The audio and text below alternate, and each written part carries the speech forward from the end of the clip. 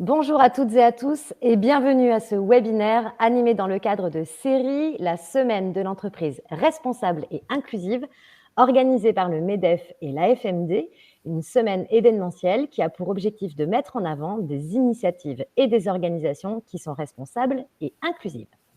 Je suis ravie de vous accueillir aujourd'hui. Je m'appelle Emmanuelle Bessez. Je dirige le cabinet Wunjo. Nous sommes une entreprise à impact d'utilité sociale, un cabinet conseil et un organisme de formation spécialisé en qualité de vie au travail. Nous sommes nés il y a 20 ans dans cette grande et belle famille qu'est l'économie sociale et solidaire. Et c'est un grand bonheur pour moi de pouvoir partager avec vous les 2 prochaines heures en la compagnie de mon invitée Sylvia Ricci que je vais vous présenter dans un instant.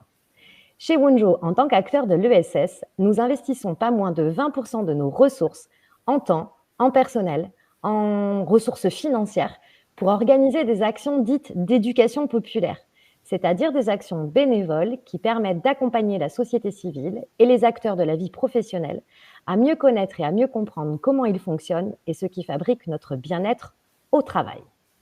Alors, aujourd'hui, nous allons vivre un moment qui est, moi j'ai l'impression d'être en famille, puisque le webinaire que nous allons vivre est dédié à un secteur d'activité qui s'appelle l'IAE, l'insertion par l'activité économique. Nous avons la chance chez Wunjo d'intervenir maintenant depuis un peu plus de 6 ans dans cet univers fabuleux, d'intervenir pour le compte de la délégation nationale CORAS, mais aussi de certaines de ses délégations régionales, d'interréseaux, de 2 interréseaux de France. Je salue nos amis de PACA et nos amis de Nouvelle-Aquitaine qui sont présents avec nous. Et nous avons également la chance d'intervenir dans un certain nombre de structures un petit peu partout sur le territoire. Ce webinaire a réuni plus de 113 personnes qui se sont inscrites. Certaines personnes vont être avec nous en live aujourd'hui, d'autres regarderont ce webinaire. C'est une façon pour nous aussi de vous inclure que de vous proposer cette prise de parole et cet échange en différé.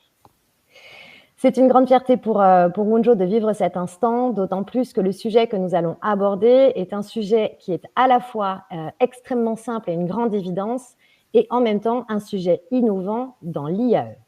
Nous allons parler, alors je vais afficher mon écran pour vous mettre la petite slide, nous allons parler de la qualité de vie au travail dans l'IAE, en quoi la QVT est un levier de maintien en emploi positif, un levier de fidélisation des collaborateurs et des collaboratrices.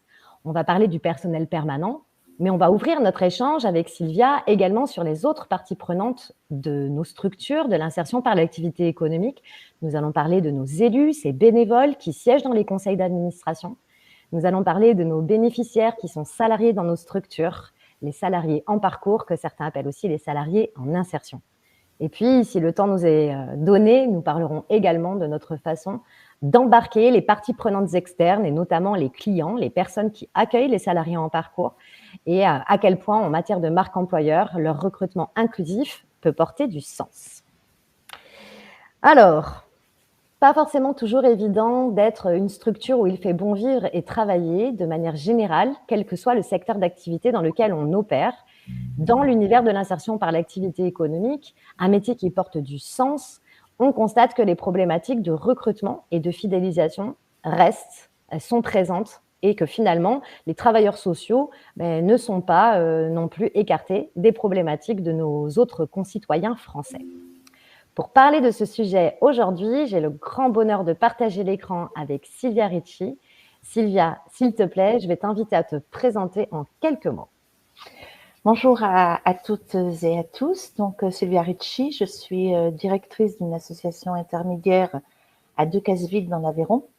Decazeville, c'est un tout petit territoire, mais extrêmement riche de ses gens et de son histoire.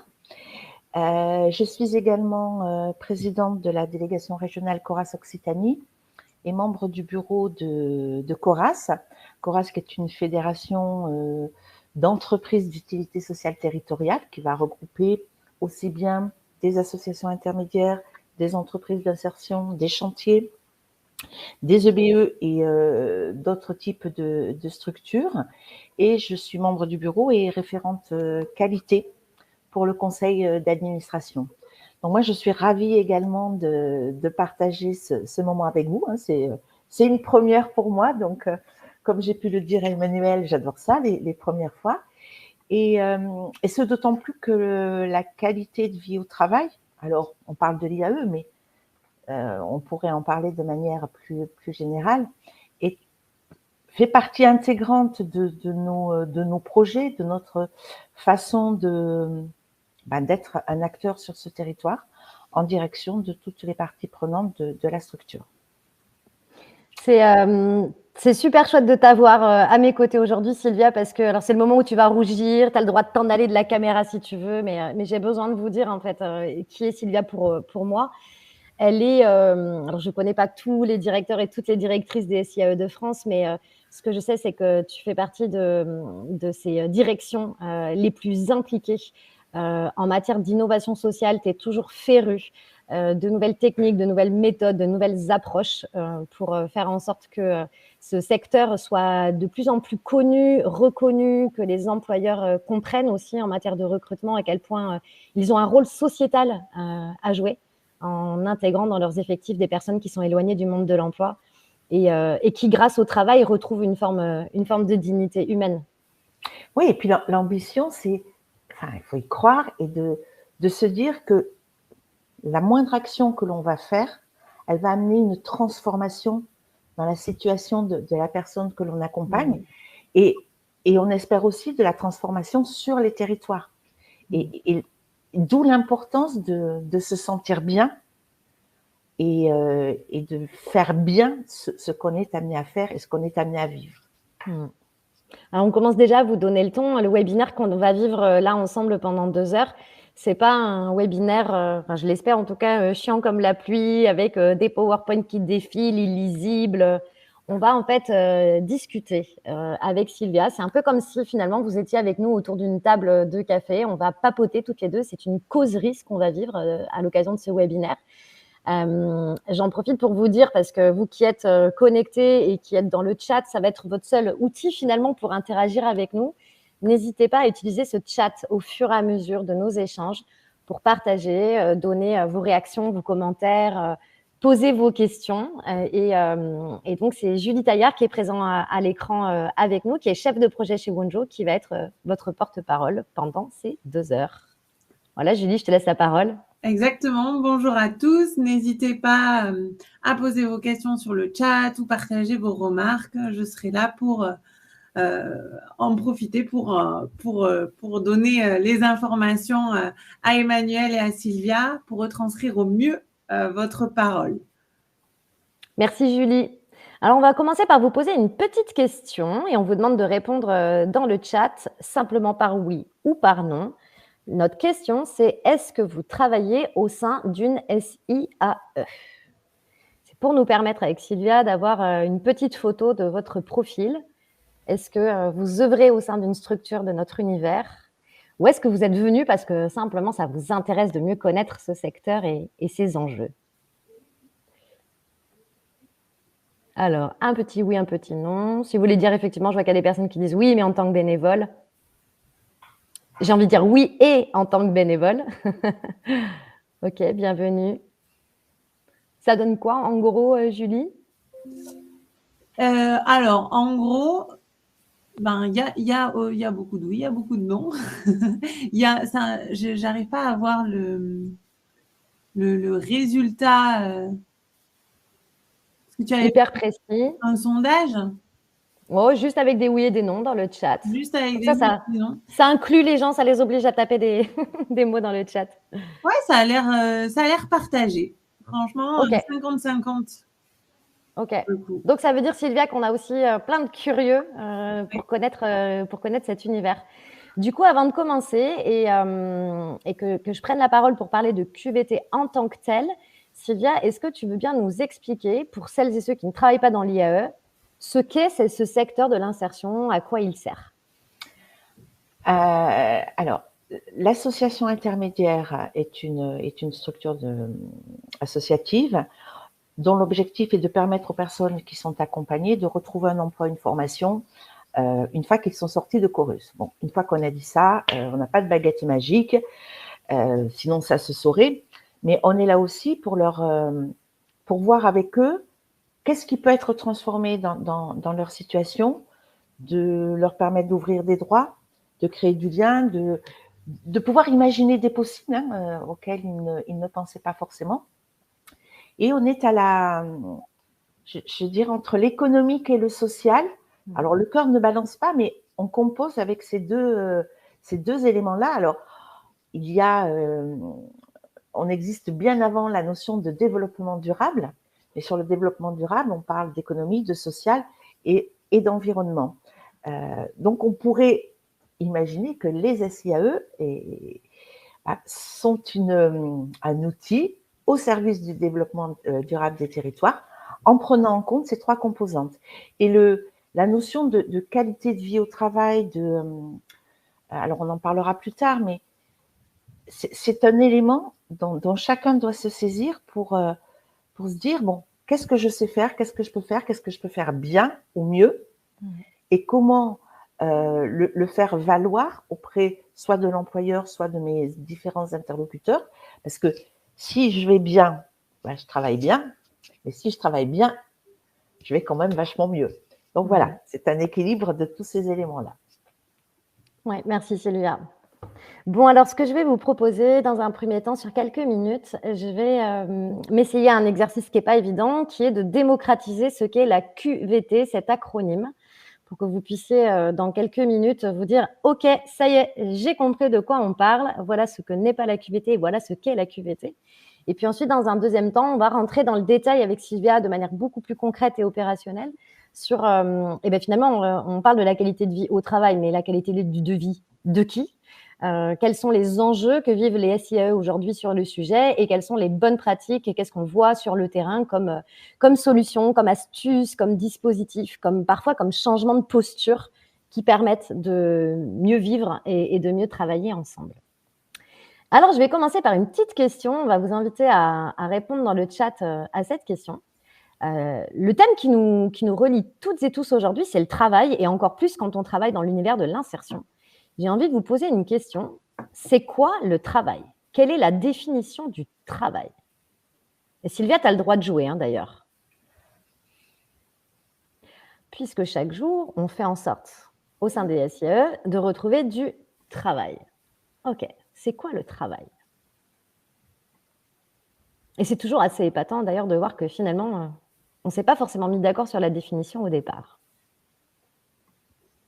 Alors, on a une première réponse. Réaliser des actions pour gagner sa vie. Ok, c'est juste. Incomplet, mais juste. Un emploi rémunéré pour Mathilde. Ok.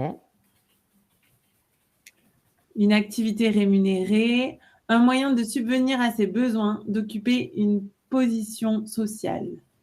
Ok, c'est aussi juste et un peu plus complet. Ok. Donnant un statut. Oui. Notion de production, productivité. Pour Sylvie. Ok. Bon, je vous affiche la réponse. La réponse, c'est une définition officielle. Évidemment, ce n'est pas moi qui l'ai inventée. C'est une définition officielle. Le travail, c'est quoi ? C'est l'ensemble des activités par lesquelles l'être humain satisfait ses besoins et transforme la réalité. Ce qui est très intéressant quand on repart d'une définition, c'est qu'on comprend que le sujet qui nous anime aujourd'hui, c'est un sujet qui ne concerne que l'être humain. Étrangement, le guépard se dit pas ce matin, tiens, hop, et si j'allais réaliser des activités pour satisfaire mes besoins et transformer la réalité ? Non. Travailler, cette idée de travailler, c'est une idée qui vient de l'homme et qui, effectivement, par le biais d'activités, d'actions, va en fait prendre une situation A et amener la situation à un état B.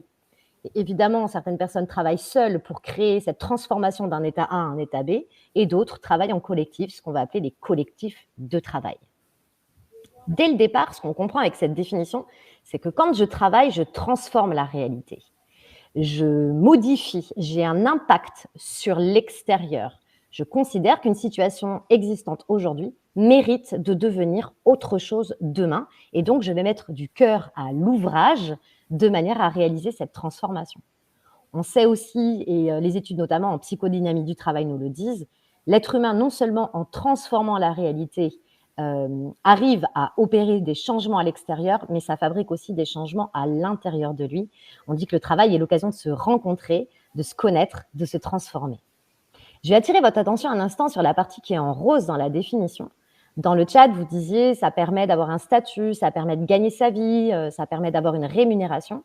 Effectivement, le travail vise une récompense et cette récompense, elle est d'ordre pluriel puisqu'on vient au travail avec un certain nombre de besoins et ces besoins peuvent être tout à fait matériels, sociaux, identitaires, aspirationnels, on va y revenir.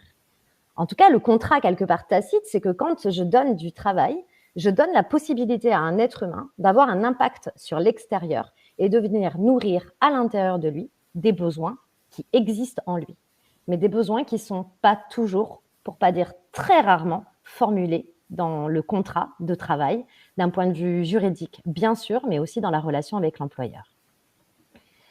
Alors maintenant qu'on sait ce que c'est que le travail, on va aller regarder la définition de la qualité de vie au travail, la QVT. En 2013, nos partenaires sociaux, c'est-à-dire organisations syndicales, patronales et salariales, se réunissent.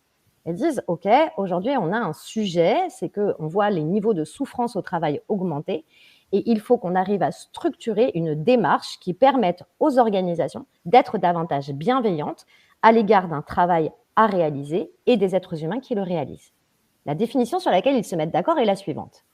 La QVT est un sentiment de bien-être au travail perçu collectivement et individuellement. Vous entendez bien, j'ai dit un sentiment de bien-être au travail. On est en train de dire que les organisations qui veulent prendre soin de la QVT doivent nécessairement aller écouter des émotions, des états d'esprit, des états d'âme, des choses qui se vivent à l'intérieur, alors qu'on sait très bien de tout temps qu'on a recommandé que les émotions restent à la porte du bureau. Alors qu'on sait qu'encore aujourd'hui, culturellement, il est extrêmement complexe de pouvoir discuter de ce qui se passe à l'intérieur, c'est-à-dire d'exprimer, imprimer à l'extérieur ce qui se passe pour nous. Donc, si vous vous posez la question, quelle est la différence entre la QVT et le bien-être au travail, en fait, il n'y a pas de différence. La QVT, c'est ce sentiment de bien-être au travail. Par contre, il y a une distinction près, qui est que en QVT, on va aller considérer le sentiment individuel du travailleur et de la travailleuse, mais on va aller aussi la traiter sur l'échelle collective. C'est-à-dire que le collectif de travail, composé de plein d'individualités, qui vivent le travail de manière hyper singulière, qui arrivent avec leurs propres besoins, leur propre envie de transformer la réalité d'une certaine manière, toutes ces singularités mises ensemble dans un collectif de travail, vous savez, c'est plus que des individualités qui s'ajoutent, il y a une tierce personne qui s'appelle l'équipe, cette personne morale, cette entité qu'est la structure, qui, elle, offre une expérience de vie collective. Et donc, en QVT, on va aller traiter à la fois le sentiment individuel et le sentiment collectif au travers, notamment, d'audits QVT, d'états des lieux qui permettent de construire des plans d'action collectifs. La définition donne le tournis pour la suite. C'est la raison pour laquelle je vous l'ai mis en tout petit, puisqu'on dit que ce sentiment de bien-être, il va englober l'ambiance, la culture d'entreprise, l'intérêt du travail, les conditions de travail, le sentiment d'implication, blablabla. Voilà. C'est le périmètre et l'ensemble des déterminants qui fabriquent ce sentiment de bien-être au travail est gigantesque. C'est-à-dire que le sujet est profondément complexe et vient toucher des aspects stratégiques, des aspects organisationnels, des aspects relationnels, des aspects plus structurels. Aujourd'hui, le problème, c'est qu'en QVT, on se retrouve avec des entreprises qui pensent investir le sujet par des actions périphériques de confort de type baby-foot, puisque ça reste malheureusement encore aujourd'hui pas complètement caricatural. Le panier de fruits bio, voilà, la nouvelle peinture dans la salle de sport, les capsules de café à disposition. Tout ça n'a jamais fait de mal à personne. Par contre, quand on comprend que pour être bien au travail, on a besoin, par exemple, d'être respecté dans notre dignité, eh bien, le cocktail d'ananas frais n'y pourra pas grand-chose. Donc, la QVT est devenue QVCT suite à un nouvel accord national interprofessionnel en 2020 afin de réaffirmer le caractère central des conditions de travail. Alors, quand on dit que la QVT, c'est un sentiment de bien-être, c'est quoi le bien-être ? Puisque ce bien-être doit être ressenti à l'échelle individuelle et à l'échelle collective, donc on va se poser la question, ça veut dire quoi le bien-être ? Alors, pardonnez-moi pour cette troisième définition, mais je crois qu'à un moment donné, quand on se perd dans les mots et qu'on ne sait plus de quoi on parle, pour qualifier les objets, le mieux, c'est de revenir au basique. La définition, elle ne date pas d'hier, elle date de 1979, elle a 43 ans très exactement, et c'est l'Organisation mondiale de la santé qui la pose. L'OMS nous dit, alors la définition est un peu complexe, je vais essayer de vous la jouer. L'OMS nous dit que mon sentiment de bien-être au travail, c'est un état d'esprit, D'accord? Encore une fois, on est sur ce volet, cette perception, cet état interne qui est dynamique, voilà, qui bouge et qui provient finalement d'un équilibre, d'une harmonie entre deux choses. La première, c'est que le travailleur, il arrive au boulot avec un sac à dos qui est plein de ses rêves, ce qu'on va appeler ses aspirations. C'est-à-dire qu'il attend du travail qu'il vienne nourrir des fonctions utiles. On disait tout à l'heure, gagner sa vie, retrouver de la dignité par un statut social. En tout cas, il poursuit des rêves, il a des aspirations profondes en lui, et encore une fois, qui sont rarement verbalisées. L'être humain, dans son sac à dos, il ne vient pas qu'avec des aspirations, il vient aussi avec des besoins profonds, des besoins de se sentir en sécurité, de se sentir inclus, des besoins de prendre du plaisir, des besoins de pouvoir agir, s'exprimer et avoir de l'influence sur son travail. Il vient avec des besoins de sens. Et puis, il vient aussi avec des aptitudes, des compétences plus ou moins affirmées, et puis des talents qui vont être cachés, et parfois qui vont être des compétences plus molles que dures. Il vient avec tout ça, le travailleur, et il rencontre un milieu de travail. Et dans ce milieu de travail, il y a des opportunités qui vont lui permettre d'utiliser ses aptitudes et de les développer. Il y a des opportunités qui vont lui permettre de nourrir ses besoins et de lui permettre de se réaliser et de faire en sorte que le travail nourrisse ses aspirations. Mais dans ce milieu de travail, comme on n'est pas au pays des bisounours, il ne va pas rencontrer que des possibilités. Il va rencontrer aussi des contraintes, des difficultés, des limites, des exigences qui vont l'empêcher d'utiliser ses aptitudes ou de les développer, de nourrir ses besoins totalement et parfois de réaliser ses aspirations profondes. Le bien-être au travail, ce que chacun d'entre vous ressent ici et maintenant dans l'exercice de sa vie professionnelle, provient de cette harmonie entre la rencontre entre tout ce avec quoi vous arrivez et l'expérience très concrète que vous pouvez faire du travail. Alors, on parlait des aspirations. Il y a 5 grandes aspirations pour un travailleur et une travailleuse. On attend du travail 5 choses. Ces 5 fonctions, elles coexistent à l'intérieur de chacune et de chacun d'entre nous, mais par contre, pas forcément sur les mêmes niveaux, pas avec la même importance. Ça dépend évidemment de notre histoire, de notre éducation, de nos croyances, nos valeurs, nos blessures aussi, et puis ça dépend de la fonction qu'on occupe. Je peux aller travailler parce que je veux gagner de l'argent. C'est la fonction matérielle. Vous imaginez bien qu'un collaborateur qui vient chercher dans l'entreprise le moyen de subvenir à ses besoins et aux besoins de son entourage va avoir un niveau de vigilance en matière de qualité de vie au travail qui va être bien plus aiguisé autour des aspects matériels, ce qu'on appelle donc la fonction matérielle. On vient au travail aussi pour une autre fonction qu'on appelle le lien social. Je viens au travail pour nourrir mes liens humains, ma vie sociale. Je n'ai pas dit pour se faire des amis nécessairement, même si ça ne fait pas forcément de mal à grand monde, mais en tout cas, on a absolument besoin de vivre des choses en collectif, de se sentir appartenir à un collectif, y avoir une place claire et respectée, s'y sentir accepté tel que l'on est, pouvoir déployer qui on est et obtenir de la considération de la part de nos pairs. Ça, c'est la fonction de lien social. La troisième aspiration du travailleur, c'est celle de l'identité sociale. Grâce au travail, j'ai une identité au sein de la société. Et grâce au travail que j'occupe, je peux, sans honte, répondre à cette fameuse question qui est celle qu'on pose en premier quand on rencontre quelqu'un en France. Bonjour, enchanté, qu'est-ce que tu fais dans la vie? Voilà. En France, on fonctionne encore beaucoup comme ça. C'est-à-dire que l'identité de la personne est accolée à sa situation professionnelle et au métier qu'elle exerce. Donc, pour certaines personnes, ça va être très important de pouvoir avoir une forme de reconnaissance et de dignité par le travail et d'aller chercher cette identité sociétale. Il y a une quatrième fonction du travail qui est la possibilité, grâce à lui, grâce à l'exercice de ses activités, grâce à cette transformation de la réalité que j'opère chaque jour, la possibilité de me réaliser, de m'accomplir personnellement. C'est, vous savez, le dernier étage de la pyramide de notre cher Abraham Maslow. Par mon activité professionnelle, je peux aller encore plus loin que ce que je pourrais faire toute seule et tout seul. Je vais pouvoir réaliser des rêves, je vais pouvoir me challenger, je vais pouvoir me prouver que j'ai de la valeur, prouver aux autres que j'ai de la valeur. Je vais pouvoir grandir et m'élever. La dernière fonction, c'est la fonction d'utilité sociétale qui est tellement chère à l'IAE. On vient beaucoup dans l'IAE travailler pour cette aspiration-là. C'est je ne cherche pas à travailler pour juste gagner de l'argent ou juste avoir une identité ou juste il y a quelque chose qui est suprême en moi, qui est ce besoin viscéral de contribuer utilement à la société. C'est ce qu'on va appeler la fonction d'utilité sociétale.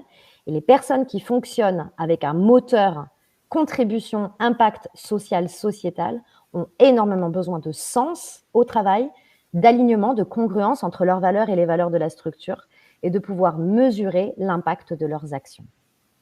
Ces 5 valeurs, ces 5 aspirations, pardon, elles coexistent, elles cohabitent à l'intérieur de chacune et de chacun d'entre vous. J'ose espérer qu'au fil de mon exposé, vous vous êtes dit « Ah, tiens, moi je fonctionne comme ci, tiens, ça, moi, il y a ça qui est important pour moi ». Sylvia, tiens, je te donne le micro. Chez toi, c'est quoi la chronologie? Qu'est-ce qui te parle particulièrement? Alors, aujourd'hui, effectivement, cette fonction utilité sociétale, parce que je trouve que Chorus, c'est ça. Et ça faisait partie de la démarche QVT, c'est fédérer, embarquer autour des valeurs du projet de l'entreprise. Aujourd'hui, voilà, on est sur cette fonction de transformation, de contribution à la société dans laquelle on se trouve, sur notre territoire, donc très fortement. Mais après, en fonction des situations, je crois qu'on va tous se retrouver dans ces 5 différents points. Simplement, à un moment donné, ressortira soit l'identité sociale, soit la réalisation de soi, soit l'utilité sociétale. C'est en fonction du parcours et puis de aussi comment tu parlais de ressenti ou de sentiment, comment on se sent dans l'entreprise à un moment donné, qui peut parfois varier en fonction des périodes. Ouais, c'est très, très juste. On le disait tout à l'heure, cet état d'esprit, ce sentiment de bien-être, en fait, il est dynamique. Il évolue en fonction des cycles dans notre vie. Sylvia, à 25 ans, peut-être que ce que tu aspirais de vivre au travail et ce qui fabriquait ton sentiment de bien-être n'était pas la même chose qu'aujourd'hui. On imagine sans mal qu'un demandeur d'emploi, chômeur de longue durée, qui arrive enfin à retrouver la voie du travail, eh ben, il va peut-être arriver avec des aspirations qui vont être différentes une fois qu'il sera en sortie positive, CDIsé et bien dans son job. Donc ces choses-là, elles bougent et c'est très intéressant de pouvoir l'identifier et de créer déjà un espace de discussion avec les équipes au sein des SIAE pour partager en fait ces grandes motivations, ces grands leviers d'engagement qui nous amènent à aller travailler chaque jour. Et c'est assez chouette à faire comme exercice parce que quand vous le faites dans votre structure, vous allez pouvoir vous rendre compte de la culture d'entreprise. Ouais. Je trouve que ce qui est important, c'est d'en avoir conscience de ça, de se poser la question pourquoi je viens travailler. Parce qu'une fois qu'on en a conscience, on va arriver plus facilement, ou en tout cas à essayer de ne faire qu'un avec le reste de l'équipe et de trouver comment on va pouvoir faire s'harmoniser ces différentes fonctions, ces différentes envies et besoins pour que dans l'entreprise dans laquelle on est, on arrive tous à avoir un même et seul objectif, qui est la fonction de la structure. On s'est rendu compte, nous, chez Wunjo, à mesure qu'on écoutait les travailleurs, que arriver à écouter ces aspirations-là, ça permettait d'accélérer, en fait, la bonne compréhension de ce qui allait fabriquer de la QVT ou abîmer ce sentiment de QVT. On a, et Julie vous en parlera dans le chat, mais on a une application qui permet très rapidement, avec un questionnaire, d'arriver à venir en introspection et se poser la question. Qu'est-ce qui m'anime profondément? Pourquoi je viens au travail? Et puis là, je vous parle des aspirations, mais également de pouvoir aller analyser nos besoins. Alors, je vais continuer pour finir ma petite prise de parole introductive sur finalement pourquoi est-ce qu'on s'intéresse à la QVT. Là, on est en 2023, ça fait 10 ans que la discipline a été créée. Qu'est-ce qui se passe et pourquoi est-ce qu'on crée cette discipline? En fait, on se rend compte depuis quelques années qu'on a dans les structures, et malheureusement l'IAE n'est pas épargnée, des problématiques de fidélisation. C'est-à-dire qu'on a un enjeu de départ qui est un enjeu RH. On se retrouve aujourd'hui avec des taux d'absentéisme, donc d'arrêt de travail ou de départ du travail, de turnover, qui n'ont jamais été aussi conséquents.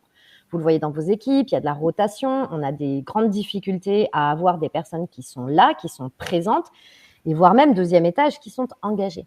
L'un des mots modernes, mot MAUX, c'est le présentéisme. C'est-à-dire le fait que le corps de l'individu au travail soit là, mais qu'en fait, son cœur ne soit pas là, son âme ne soit pas là, et il est bien ailleurs.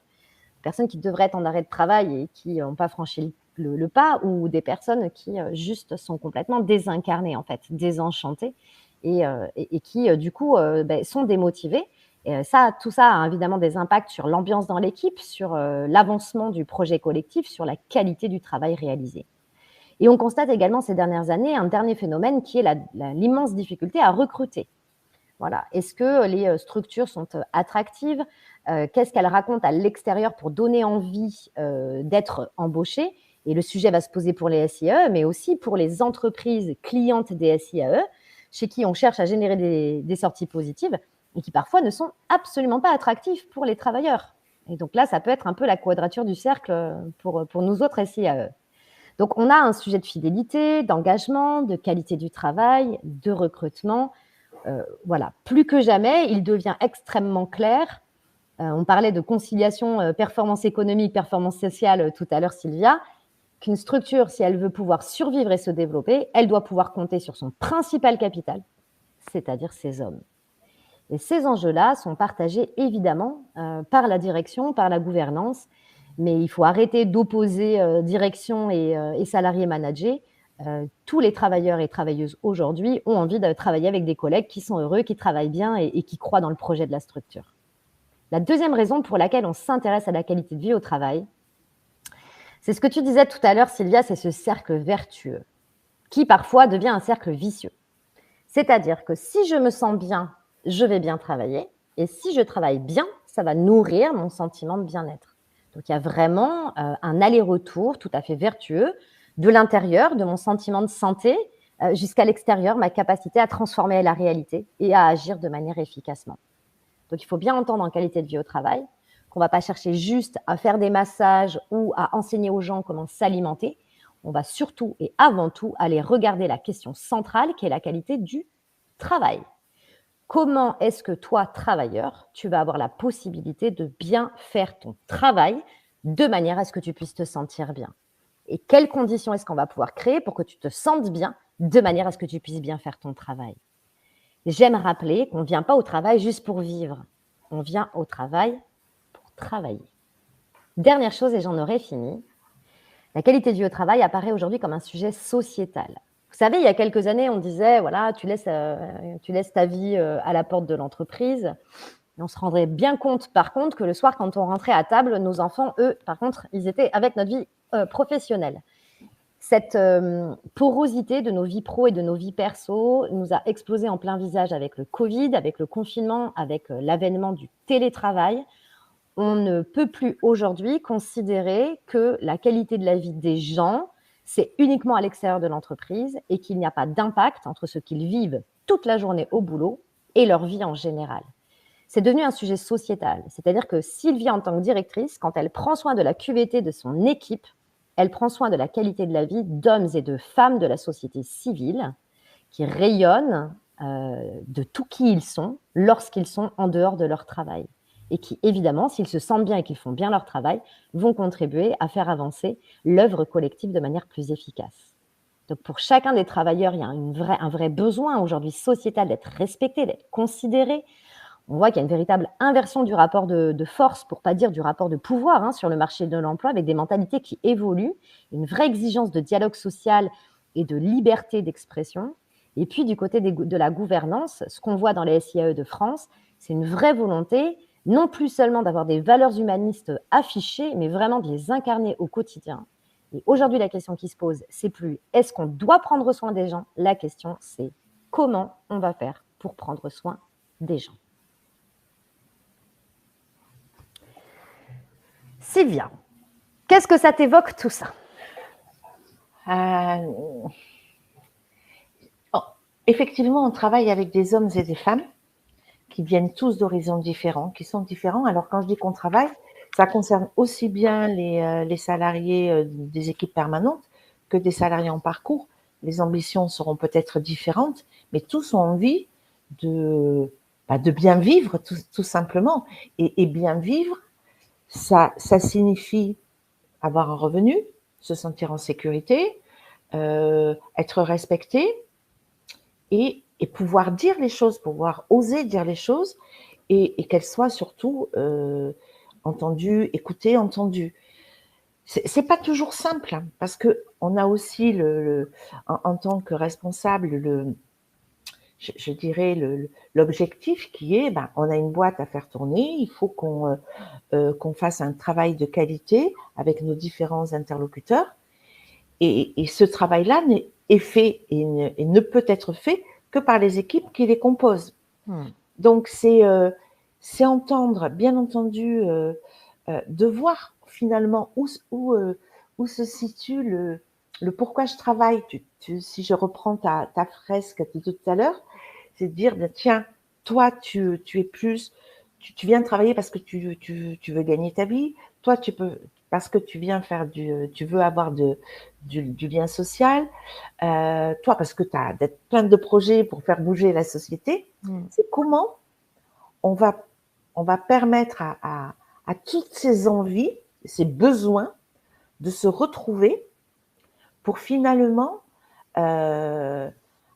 travailler, parce qu'il y a la notion de travail, et répondre aussi aux exigences qui sont les nôtres en direction des salariés en parcours, de nos partenaires, des administrateurs, de nos financeurs, du territoire sur lequel on est. Et c'est un exercice qui n'est pas toujours simple. Il faut avoir envie. Il faut essayer. Et puis, il faut essayer. Alors, chez moi, j'ai pas de baby-foot. J'ai pas mis en place des séances de massage. On a par contre des temps collectifs, conviviaux, hors travail, qui, voilà, ça donne un peu de peps aussi.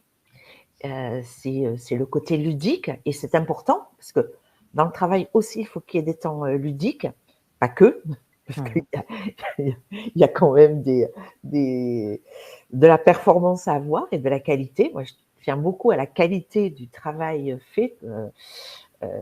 C'est hyper important. Il y a la qualité des emplois, mais la qualité du travail fait.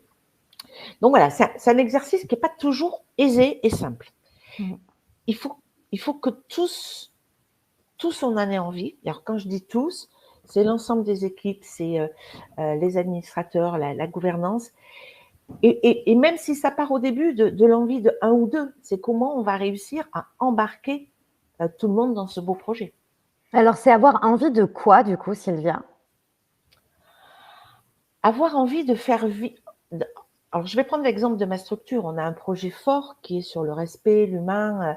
C'est avoir envie que tout le monde, ou la grande majorité des parties prenantes, partagent ces valeurs-là, mais les fassent vivre dans la façon dont ils travaillent, dans la façon dont ils s'expriment ou qu'ils parlent à l'autre. C'est avoir envie, avoir de l'ambition pour que la situation actuelle ne soit pas la situation de demain. Donc, avoir envie de cette démarche de progrès, en fait, de remise en question. Oui, alors je parlais de stagnation. Des fois, c'est bien de se poser, de rester un peu calme, mais il faut être en mouvement. En mouvement parce que de toute façon, la société est en mouvement. Et si on n'est pas en capacité d'accompagner, d'anticiper et de le faire en respectant les valeurs que l'on défend. C'est pas simplement faire de beaux discours ou avoir de jolis mots, respect, lutte contre les discriminations, écoute. Non, c'est comment au quotidien, ce que tu dis, tu le fais. Et comment on peut l'évaluer, parce qu'après, il y a la notion d'évaluation qui est aussi importante. De dire, OK, je mets en place une action, elle est faite, elle n'est pas faite, quels effets cela a produit pour Chorus, pour la personne en face. Et comment les salariés permanents arrivent à trouver leur place dans cet espace-là qui est Chorus, mais aussi la place avec les autres. Tu parlais des changements. Hein. Je crois savoir que dans l'IAE, en fait, on se demande quand est-ce que ça va arrêter de changer. Ça serait bien que ça s'arrête, ouais. Pour toi, quels ont été les 2 ou 3 grands changements récents qui ont le plus bousculé le personnel permanent dans l'exercice de son travail? Alors, alors, je dirais que c'est en plusieurs temps. Il y a eu le côté passage de l'aide à l'accompagnement à l'aide au poste, où il y avait d'autres aspects, où là, finalement, ça nous a renvoyé que nous n'étions financés que pour les personnes qui travaillaient et pas simplement pour notre fonction d'accueil, qui est extrêmement importante en SIAE. Coraz, d'ailleurs, le défend. Il faut qu'on arrive à faire valoir cette fonction d'accueil. Et souvent, les SIAE sont les seuls sur les territoires à avoir cette fonction et cette grande ouverture. Et puis là, tout dernièrement, je trouve que ça bouleverse beaucoup. On n'est pas sur du plein emploi, mais tous se retrouvent confrontés à des difficultés de recrutement. Et on se rend compte que dans les structures, les personnes qui viennent nous voir, elles rencontrent énormément de difficultés. Et pendant très longtemps, on a voulu faire valoir plus le côté économique que le côté social dans nos entreprises. Et aujourd'hui, on est amené, parce qu'on n'a pas le choix, à vraiment aussi avoir cette notion d'accompagnement social extrêmement présent et extrêmement fort. Donc, je dirais, il ne se passe pas une année sans qu'on a des bouleversements. Là, on va se trouver confronté à France Travail. Ben voilà, il va falloir s'en saisir. Les stop and go, parfois, qu'on a pu vivre, ça, et le fait de bien se sentir dans son travail, dans ce qu'on fait et d'y croire, ça nous arme aussi pour affronter, pour anticiper ces changements. Ouais, c'est comme si se sentir bien au travail, c'était un peu la base arrière, le socle, celui qui autorise à pouvoir être agile et à supporter les changements en fait, qui s'imposent. Quand je dis se sentir bien, et tu l'as dit, on n'est pas au pays des bisounours, mais de croire profondément à ce sur quoi on travaille, de croire qu'on a cette capacité de faire bouger, mais même un tout petit peu, hein, c'est pas grave, et d'être ambitieux. Alors, je trouve ça hyper important d'être ambitieux. Et pour moi, c'est pas antinomique avec la bienveillance, avec la qualité du travail, mais d'avoir cette ambition. Oui, on peut changer quelque chose, peut-être pas grand-chose, ou on y avancera petitement, mais d'y aller. Et d'y aller ensemble, c'est quand même vachement mieux, quoi. Tu vois, je vais prendre les deux exemples que tu donnes en matière de changement qui ont opéré dans l'univers de l'IES, et j'enlève mes lunettes au moment où je vais porter une lecture QVT dessus. Quand tu racontes les aides au poste et le financement qui, quelque part, ne donne pas de valeur à la fonction accueil, alors que c'est une part très importante du métier, moi, tout de suite, hop, avec les lunettes de la QVT, je fais preuve d'empathie et je me mets à la place de quelqu'un qui a un poste d'accueil en SIAE. Et je me dis, OK, donc en fait, là, le grand message qui est envoyé nationalement, c'est que mon métier, finalement, ne sert à rien, n'a pas d'utilité, n'a pas de valeur puisqu'il n'est pas reconnu. Et donc, la personne, je marche dans la tête de ces personnes-là, j'imagine, je projette que ces personnes-là, elles ont dû se dire, OK, donc si je n'ai pas cette reconnaissance suprême, il va me falloir l'avoir en interne. Est-ce que, dans mon équipe, est-ce que ma directrice me rassure sur le fait que, oui, je fais un métier qui a du sens et qu'effectivement, je contribue à la chaîne de valeur de l'accueil parce que c'est la base de l'accompagnement. On n'accompagnera jamais personne sans l'avoir accueilli. Voilà. Ça te fait réagir, ça, Sylvia ? Oui, bien sûr. Et c'est hyper important qu'à ce moment-là, justement, ce n'est pas le côté économique qui prime, mais que la gouvernance, la direction, la présidence, le conseil d'administration disent stop, l'accueil, c'est important. On ne gagnera pas d'argent, mais c'est important. Ce que tu fais là, à ce moment-là, pour accueillir les personnes, la façon dont tu l'accueilles, le temps que tu prends, c'est hyper important. Du coup, voilà, elle est, la personne qui occupe cette fonction-là,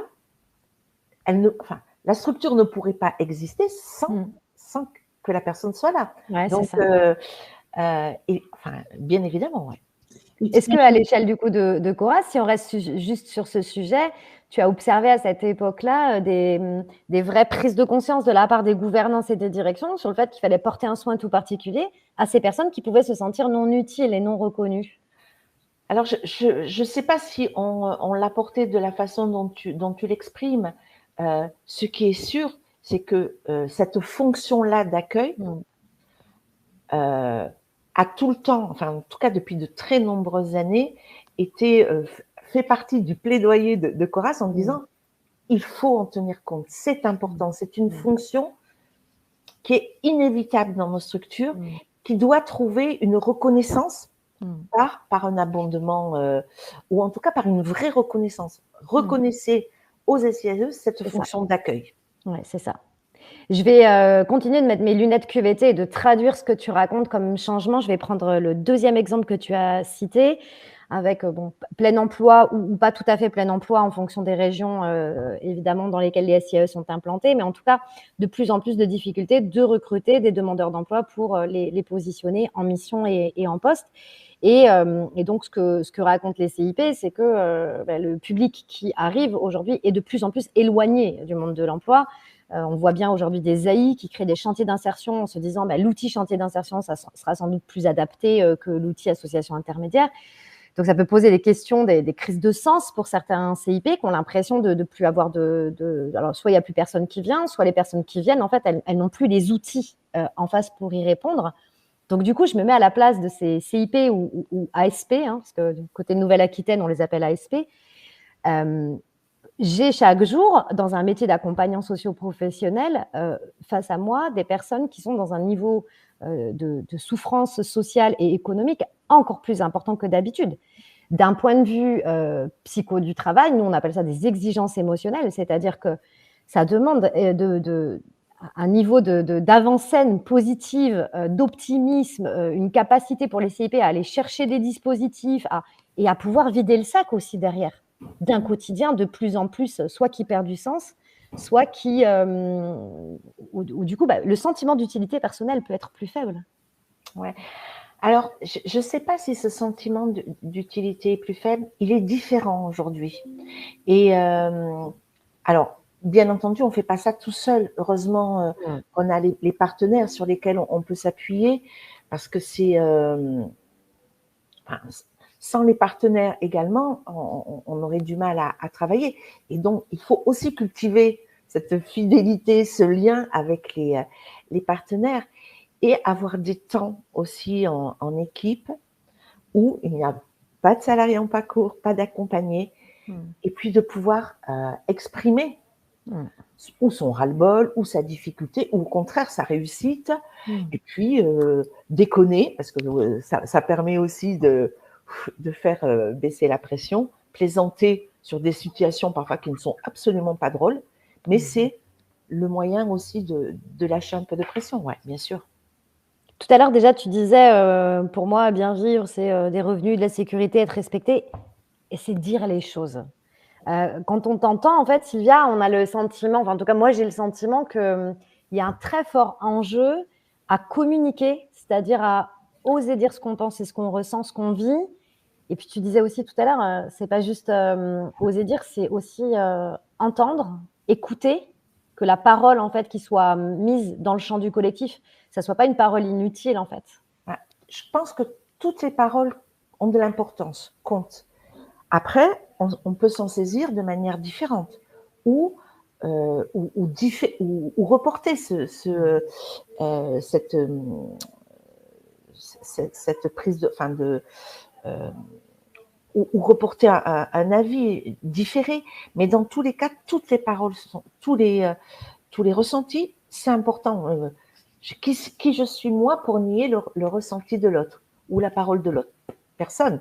Je peux simplement la recevoir et voir comment, qu'est-ce que je vais renvoyer à l'interlocuteur, mais surtout, qu'est-ce que je vais pouvoir faire, moi, en tant qu'individu, et qu'est-ce que collectivement, on va pouvoir faire pour que ce ressenti bouge, change, ou s'en servir, justement. Parce que parfois, on peut aussi s'en saisir pour faire changer des choses, pour mener à bien notre projet, réagir. Quand on t'entend, enfin quand je t'entends, je vais parler en j'ai le sentiment que chez Chorus, bah, voilà, la parole est libre. On a le droit d'exprimer ce qu'on pense, ce qu'on ressent, ce qu'on vit. Quelle bonne pratique tu pourrais donner à celles et ceux qui sont avec nous aujourd'hui, qui peuvent avoir le sentiment, alors soit à titre personnel, de finalement livrer à l'extérieur peut-être 10% de ce qui se passe vraiment à l'intérieur, à ces peut-être encadrants techniques qui sont avec nous, ces directeurs, directrices de structure ou ces bénévoles qui aimeraient en fait comprendre ce qui se passe pour l'autre. Ouais. Alors, je sais pas si tout marche de la même façon dans les structures, mais on a beaucoup de temps où on va travailler, mais de manière un peu plus informelle. Au temps café, ben, on est là, on raconte un petit peu sa journée ou tous les matins.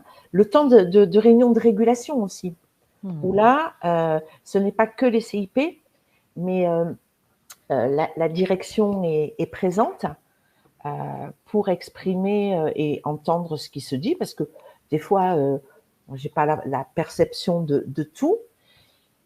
Puis des temps, enfin beaucoup de temps aussi de face à face, et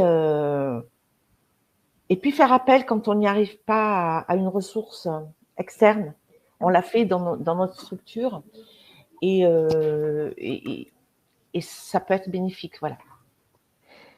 Donc on a à la fois des temps très informels qui permettent quelque part de nourrir aussi la qualité des relations sociales et de montrer qu'on peut s'interapprécier, se connaître, se dire, et des temps plus formels. Est-ce que tu parlais des échanges en tête-à-tête par exemple, est-ce que l'entretien individuel annuel en tant que manager, est-ce que c'est un bon temps pour dire les choses et mieux se connaître, mieux se comprendre? Oui, enfin, moi j'y crois fortement. Après, je ne suis pas toujours responsable de comment mon interlocuteur entend ou prend les choses. Mais moi, j'utilise beaucoup la pyramide avec de Maslow, avec les différents adaptés à la QVT. Je ne sais pas si tu auras l'occasion d'en parler, mais tout simplement pour que chacun aussi ait conscience de sa propre situation. Je crois que ma responsabilité aussi est de faire en sorte que la CIP, la personne à l'accueil, ait conscience de qu'est-ce qu'elle veut, qu'est-ce qu'elle peut, quel est son ressenti. Elle me le dira peut-être pas, mais en tout cas, elle en aura conscience.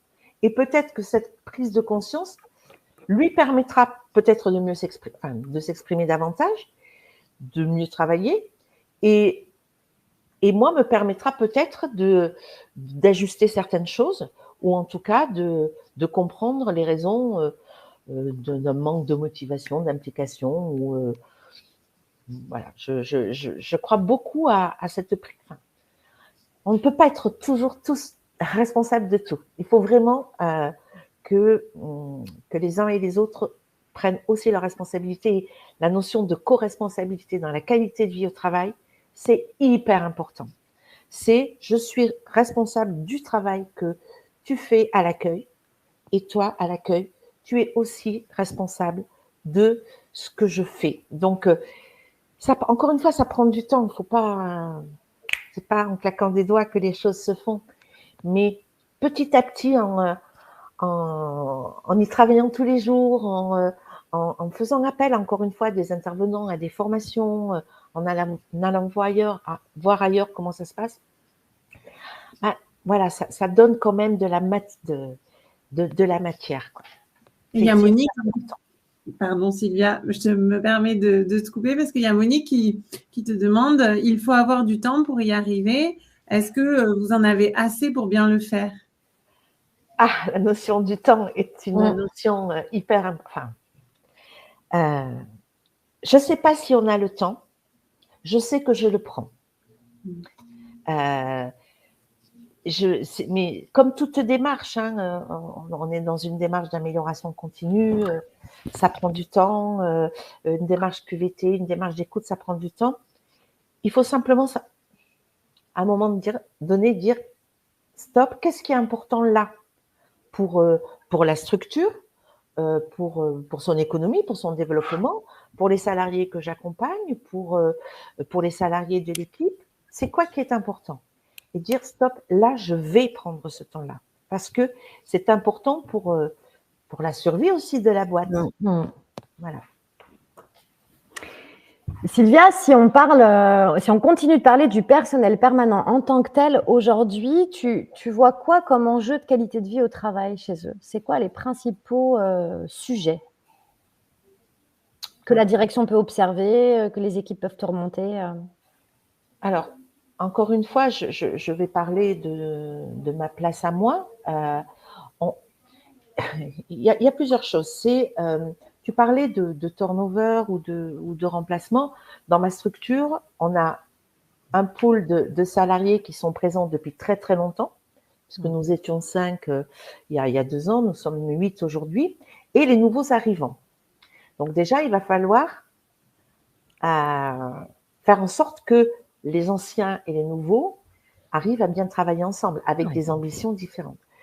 On peut aussi noter peut-être parfois un manque de motivation, d'implication. Tu parlais de présentéisme. Ouais, je suis là, mais et alors quoi? Il se passe plus rien. C'est quel sens on donne à ce que l'on fait, pourquoi on le fait, et à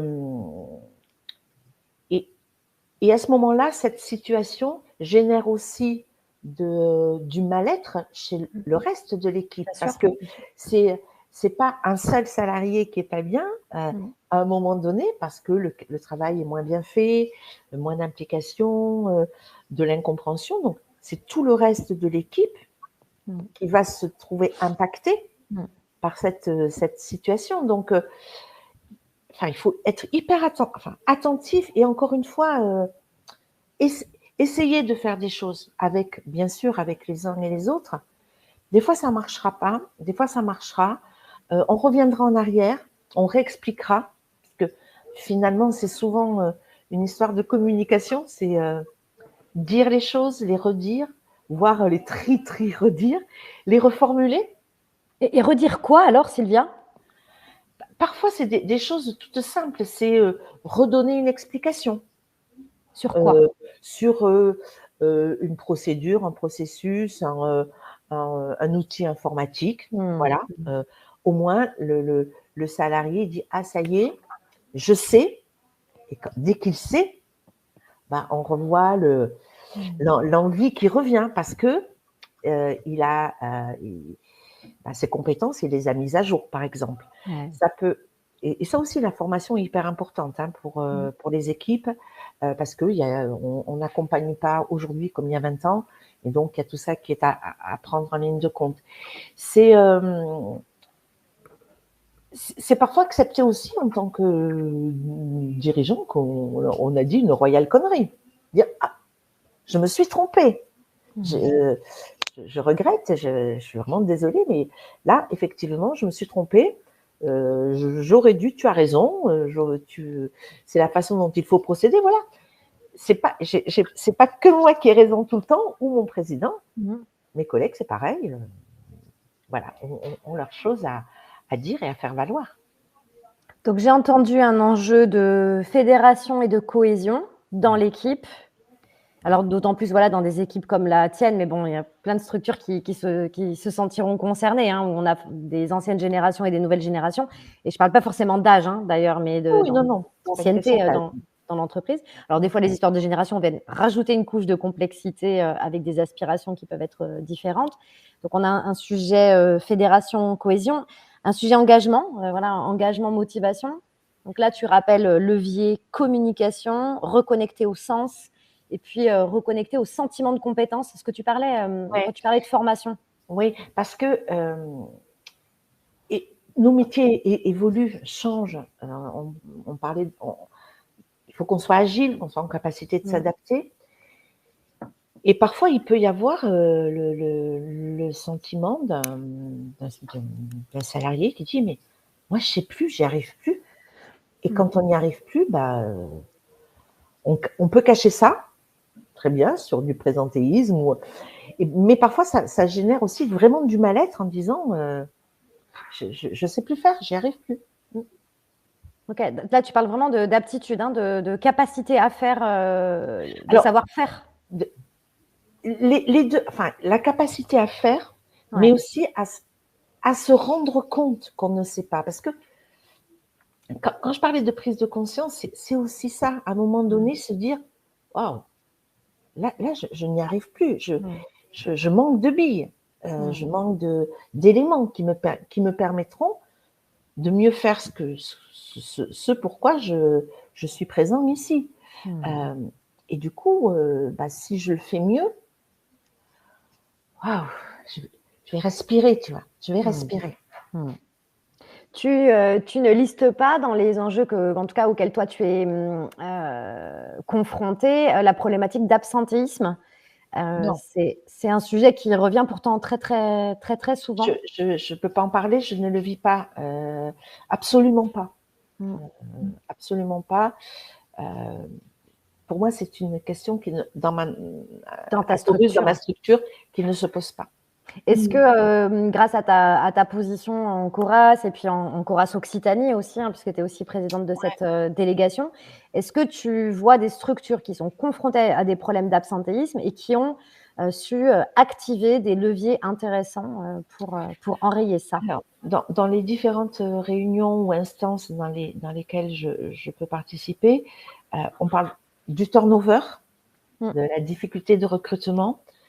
L'absentéisme n'est pas souvent évoqué, en tout cas n'est pas un élément qui semble, en tout cas, impacter les structures avec lesquelles on peut échanger, que ce soit en Occitanie ou au niveau national. Mais plutôt la difficulté de recrutement et de turnover. Donc, turnover veut dire départ, peut-être parfois des petites absences ou des départs francs et nets. Donc, nécessité de remplacer la personne sur son poste ou de réorganiser la structure autour de cette absence. En matière de recrutement, pour du coup aborder cet enjeu-là, recruter quand on est une SIAE, recruter du personnel permanent aujourd'hui, c'est quoi les enjeux, c'est quoi les difficultés, c'est quoi les bonnes pratiques? Alors, on a besoin de personnes, de salariés compétents ou en capacité de devenir compétents. Alors, quand je dis compétents, c'est aussi bien sur les savoir-faire que sur les savoir-être. C'est des personnes qui ont, je reparle d'envie, mais qui partagent les valeurs. Et on a besoin que ces personnes restent. Et pour que ces personnes restent, il faut qu'elles se sentent accueillies. On reparlait de la notion d'accueil, hein, qu'elles se sentent accueillies, qu'il y ait du temps consacré à cet accueil, qu'il y ait des... alors, on parlait de perspectives d'évolution. Parfois, dans nos structures, c'est difficile d'avoir des grandes perspectives d'évolution. Mais ça peut être sur prendre un projet, travailler sur un projet différent, donner d'autres responsabilités qui sont toujours liées à la fonction, mais en tout cas, ça peut être un élément. Bien entendu, le salaire, c'est incontournable. Si demain, une de mes CIP trouve ailleurs un intérêt même un peu moindre, mais où elle a un revenu très supérieur, peut-être qu'elle partira malgré toute l'envie qu'elle a de rester à Corus. Parce qu'à un moment donné, il faut aussi avoir cette reconnaissance salariale. On ne peut pas la nier, hein. Elle fait partie de la qualité de vie au travail.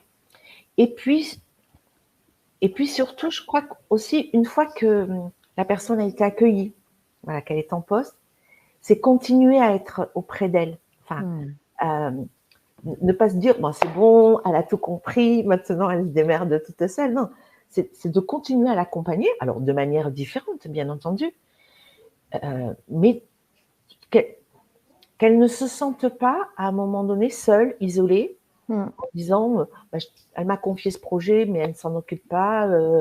Non. Et puis, on a la chance à Chorus d'être un peu polyvalent, c'est-à-dire qu'on fait de l'accueil. Alors, il n'y a que l'aspect compta qu'on fait moins, mais on fait de l'accueil, on peut accompagner les salariés sur les chantiers, on fait le café, on fait des copies. Et tout ça, je l'ai fait, je le fais encore. Mes collègues CIP le font. Ça permet aussi de se rendre compte du travail de l'autre. C'est assez important quand même de se rendre compte que, bah oui, là, c'est la personne qui est à l'accueil, qui répond au téléphone.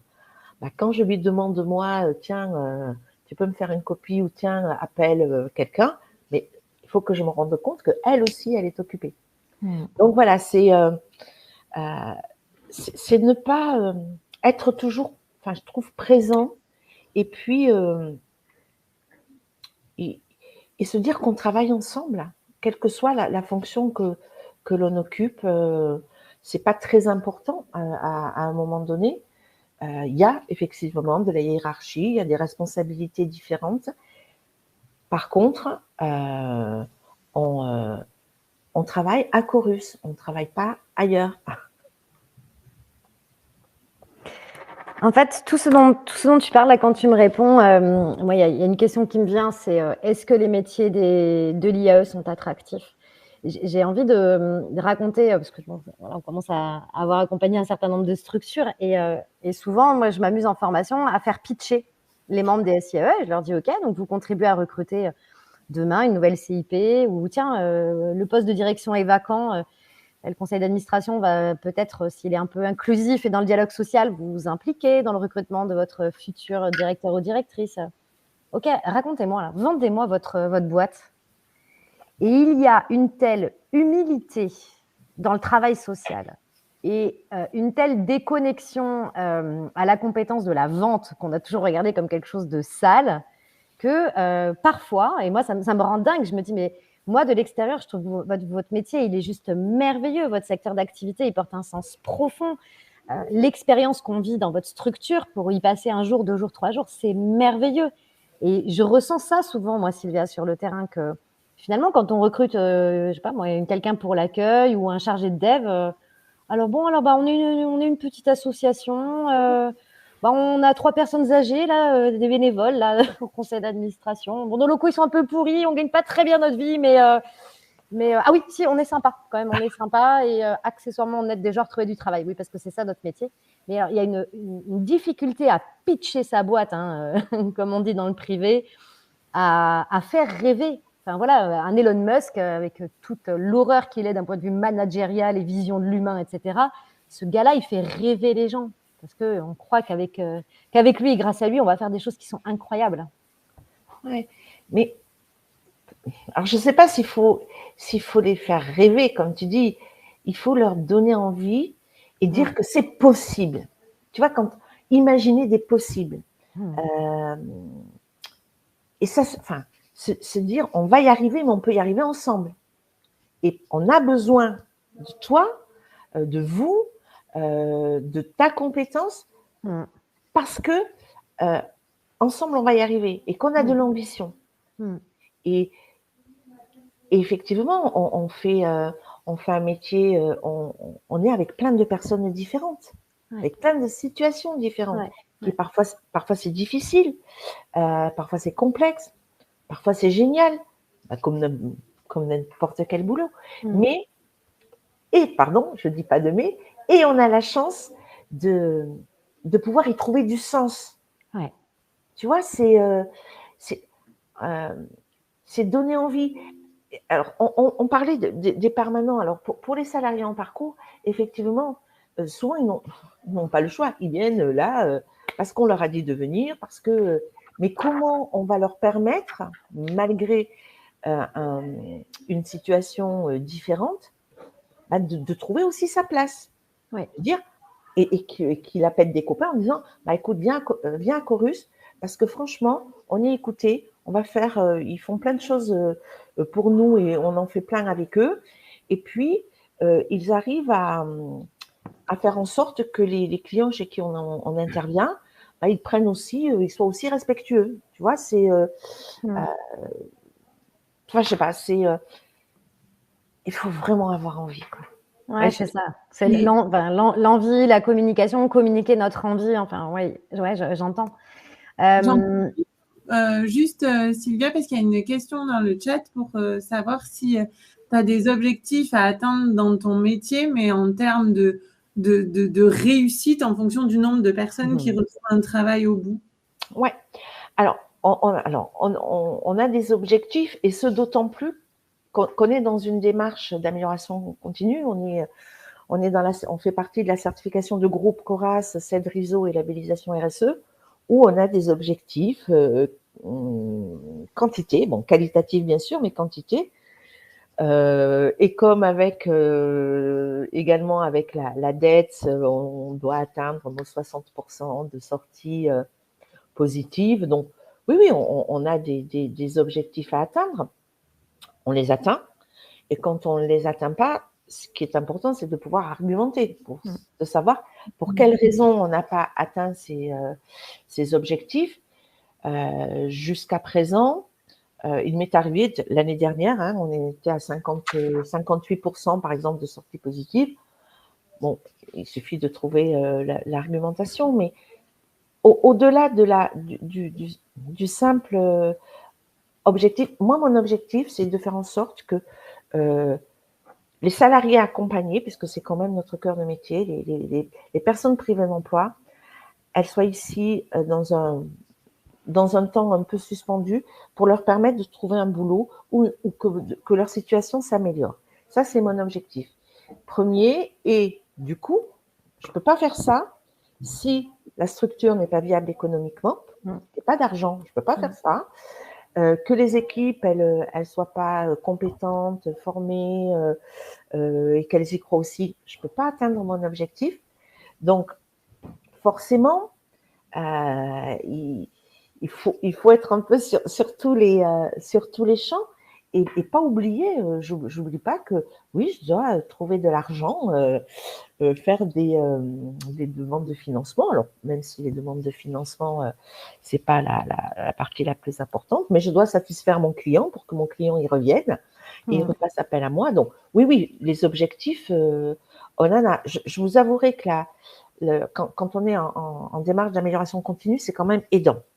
Et même pour la qualité de vie au travail.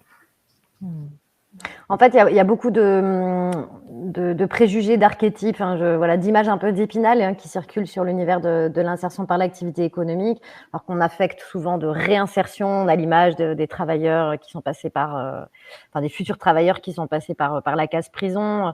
On pense tout de suite, ce sont des structures associatives d'un point de vue statut juridique, donc forcément, c'est le club poterie au fin fond d'un garage, voilà. Tout à l'heure, je disais en plaisantant, 2-3 retraités au conseil d'administration. On a des conseils d'administration aujourd'hui dans plein de structures où les personnes, elles sont pas forcément retraitées. Voilà, ça peut être des personnes qui sont en situation d'activité. Et puis, on a cette image que, comme c'est du travail social, il n'y a pas d'objectif économique. C'est ça. Ça serait extrêmement difficile de pouvoir mener à bien notre ambition et de pouvoir travailler avec des personnes et d'avoir du personnel permanent pour faire bien ce travail-là si j'en avais pas l'économie. Et donc, bien évidemment que j'ai une exigence, j'ai un œil aussi sur mon budget, sur mon prévisionnel et les chiffres, évidemment. Pour revenir à la question du recrutement de tout à l'heure, et tu as commencé donc du coup à glisser dans la deuxième partie de notre échange, on va moins parler des salariés permanents, mais plutôt des salariés en parcours. Tu disais, finalement, ils peuvent recommander autour d'eux en disant, viens, on est bien chez Chorus, ils offrent des solutions pour nous. Là, tu amènes tout doucement cette logique de salarié ambassadeur. Ce qu'on appelle donc les ambassadeurs en matière de marque employeur, ce sont ces personnes qui, du coup, comme ont vécu à l'intérieur une expérience positive du travail, de la coopération, ont à goût d'en parler à l'extérieur. C'est le fameux slogan d'Actimel, ce qui est bon à l'intérieur se voit à l'extérieur. C'est-à-dire qu'en matière de qualité de vie au travail, on dit à partir du moment où ce qu'on vit dans cette expérience collective est de qualité, finalement, on ne va pas avoir besoin de faire des énormes efforts de recrutement, que ce soit des recrutements de clients, de salariés ou de demandeurs d'emploi, parce que finalement, c'est comme si la machine, elle était huilée, rodée, et qu'on était tous les membres d'une famille, et donc tous co-acteurs de son développement. Oui, alors oui, pour autant aujourd'hui, avec la mise en place du pass IAE de la plateforme, cette relation-là, il faut quand même la nouer très très fortement avec les prescripteurs, parce qu'il faut aussi compter sur eux pour le recrutement. Donc il faut ces relations d'écoute, de transparence, d'ambition, il faut aussi les nouer avec les prescripteurs. Après, les salariés, quand ils viennent à Corus, ils cherchent du travail, ils veulent travailler. Et c'est comment on leur donne envie aussi de rester sur l'accompagnement, d'être partie prenante.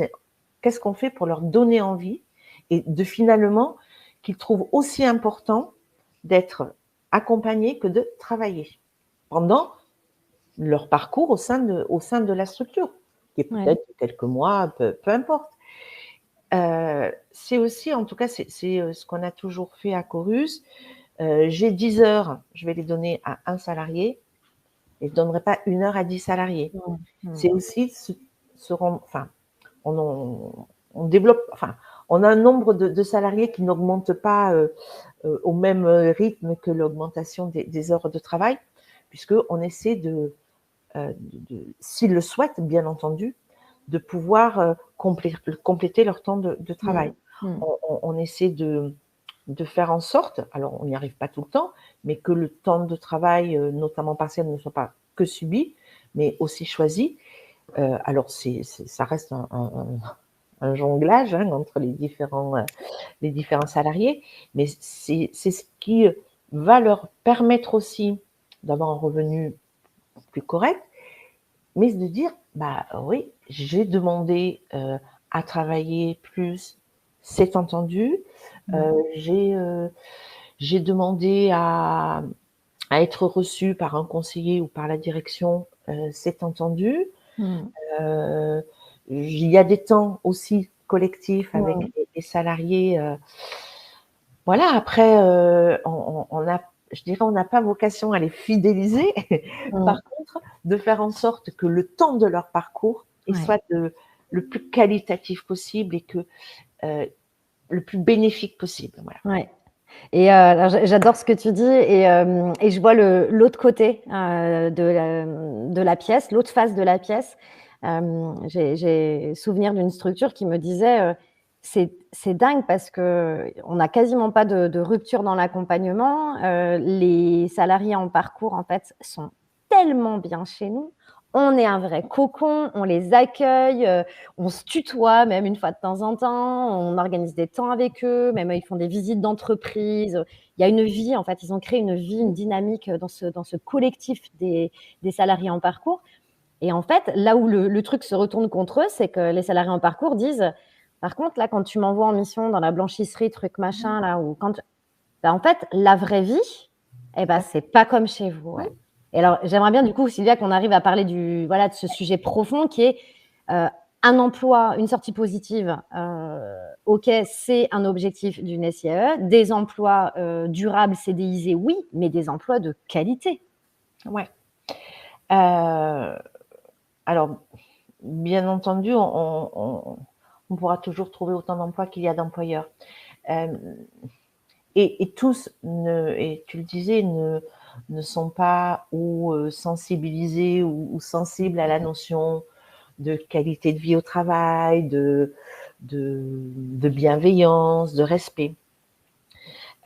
Souvent, on essaie autant que faire se peut de pouvoir mettre en relation, d'accompagner le salarié dans l'entreprise pour faire ce lien avec le client, pour voir aussi dans quelles conditions le travail va s'effectuer. Après, bien entendu, on n'est pas sur place.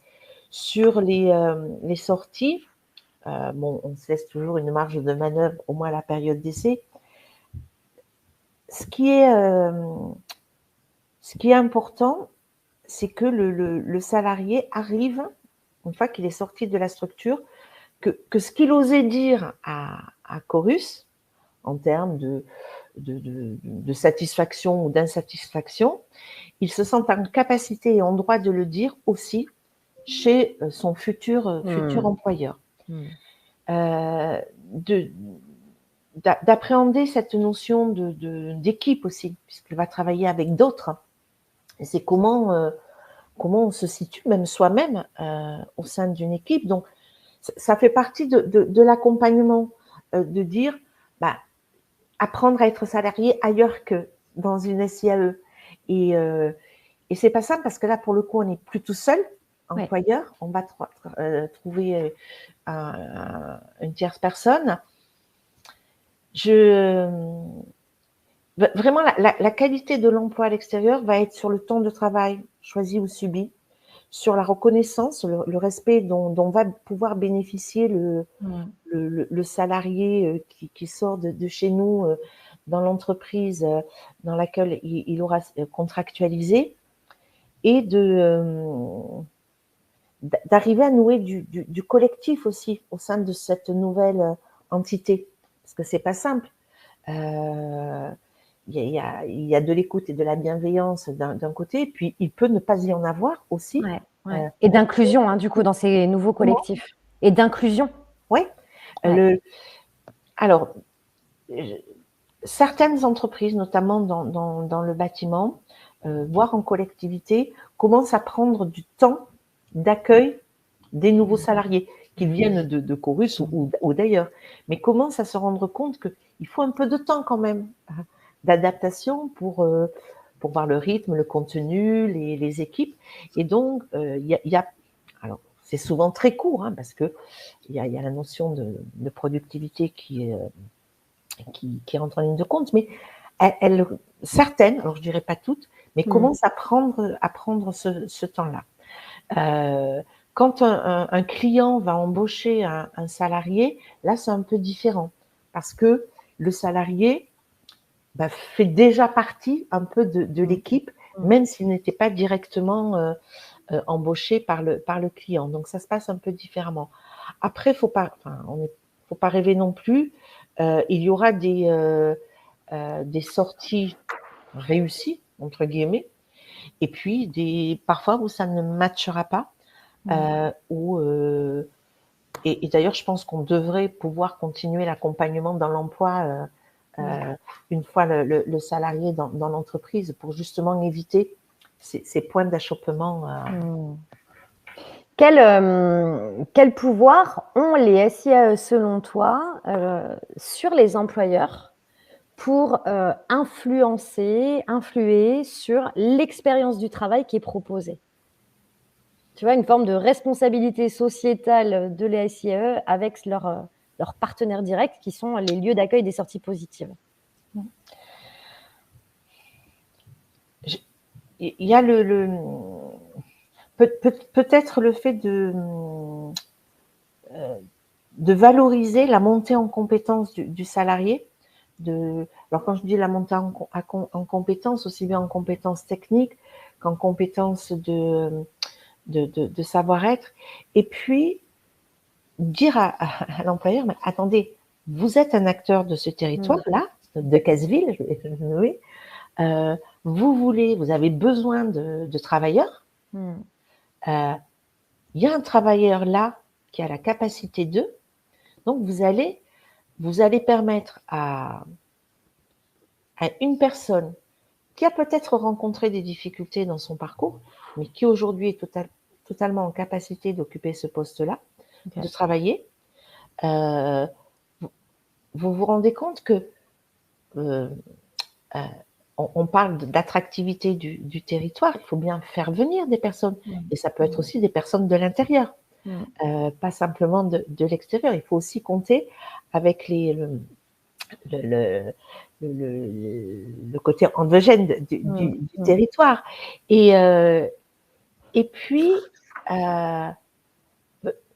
leur envoyer qu'ils ont l'ambition pour leurs propres salariés d'être une entreprise qui compte sur le territoire, qui s'engage, parce qu'on parle des entreprises s'engagent Mais en s'engageant, vous pouvez aussi s'engager, c'est aussi faire appel à un salarié qui sort d'une structure d'insertion ou qui a rencontré des difficultés. C'est ça aussi, s'engager. C'est pas simplement avoir une belle affiche avec les entreprises qui s'engagent.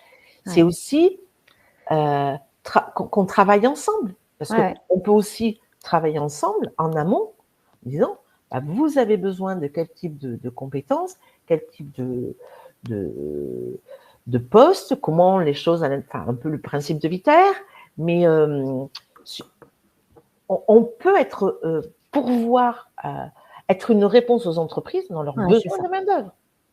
C'est ça. Et avec cette carte recrutement inclusif qui peut nourrir leur volonté d'action et d'engagement sociétal. Alors, je ne cache pas qu'il y a du boulot quand même. Hein, bien sûr. Parce que là, chez nous, on est en plein France Travail avec le côté RH. Vous ne vous rendez pas compte, les RSA, qu'est-ce qu'ils vont faire chez nous? Donc, il y a du boulot. Mais ce n'est pas grave, il faut y aller, quoi. Oui, c'est ça. C'est qu'il y a aussi cette dimension militante. En tout cas, moi, c'est ce que je perçois chez les SIAE qui ont aussi ce rôle quelque part de sentinelle et d'évangélisateur sur le terrain, d'aller voir des employeurs de l'économie tout à fait classique pour éveiller aussi la prise de conscience sur ce que c'est que...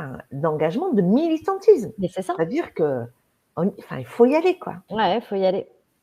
Bon, alors justement, pour y aller, j'aimerais bien qu'on passe à notre troisième partie prenante pour que la SIAE continue d'exister, qu'elle se développe, qu'elle ait un projet d'entreprise clair, des axes stratégiques, une équipe soudée. Il faut des administrateurs et des administratrices. Il n'y a pas des SIAE sans CA.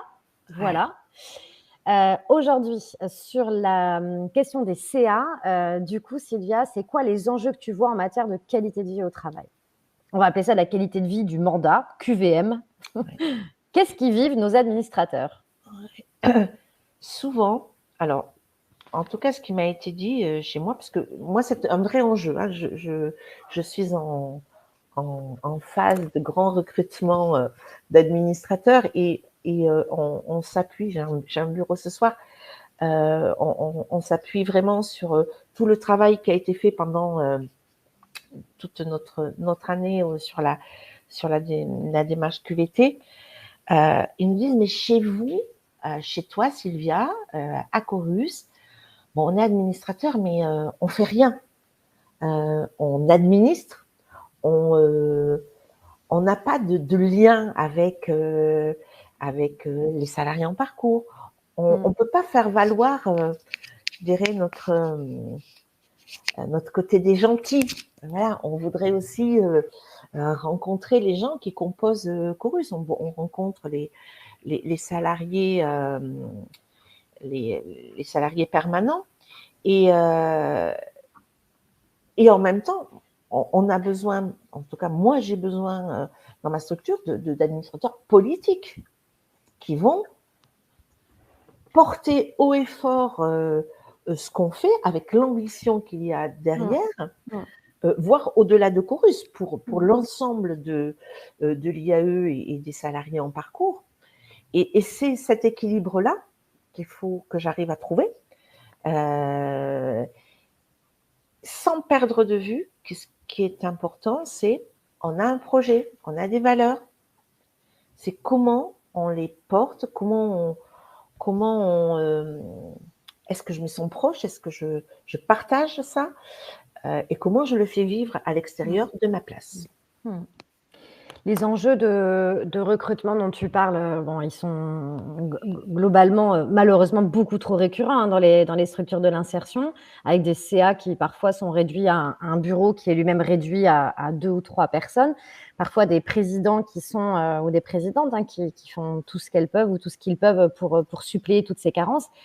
Bon, il y a une crise de l'engagement bénévole en France depuis un certain nombre d'années.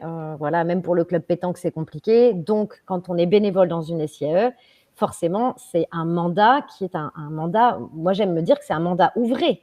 Quand je parle de qualité de vie au travail d'un administrateur, pour moi, son mandat, quand j'entends des administrateurs qui me disent « Non mais Emmanuel, ne me parle pas de QVT, moi je ne travaille pas ». Tu ne travailles pas. Ton mandat d'administrateur, c'est un vrai travail en fait. c'est une énorme responsabilité. C'est comme tu le disais, c'est à la base s'engager, donc donner du temps, donner de l'énergie, mais pour porter un projet politique, pour s'engager d'un point de vue militant à accompagner ces personnes et à faire avancer aussi les représentations, notamment des pouvoirs publics. C'est aussi être un stratège. Un administrateur, c'est bien le conseil d'administration qui écrit la stratégie de la structure. Alors, la main dans la main avec la direction et si possible en gouvernance partagée avec les équipes. Mais c'est pas évident d'écrire un projet associatif, d'un projet d'entreprise, de fixer des axes stratégiques. Ça demande sacrément de compétences. Ouais. Alors souvent on peut être accompagné via des DLA. Ouais. Ça se fait pas mal que les structures mettent en place un DLA pour travailler sur le projet d'entreprise.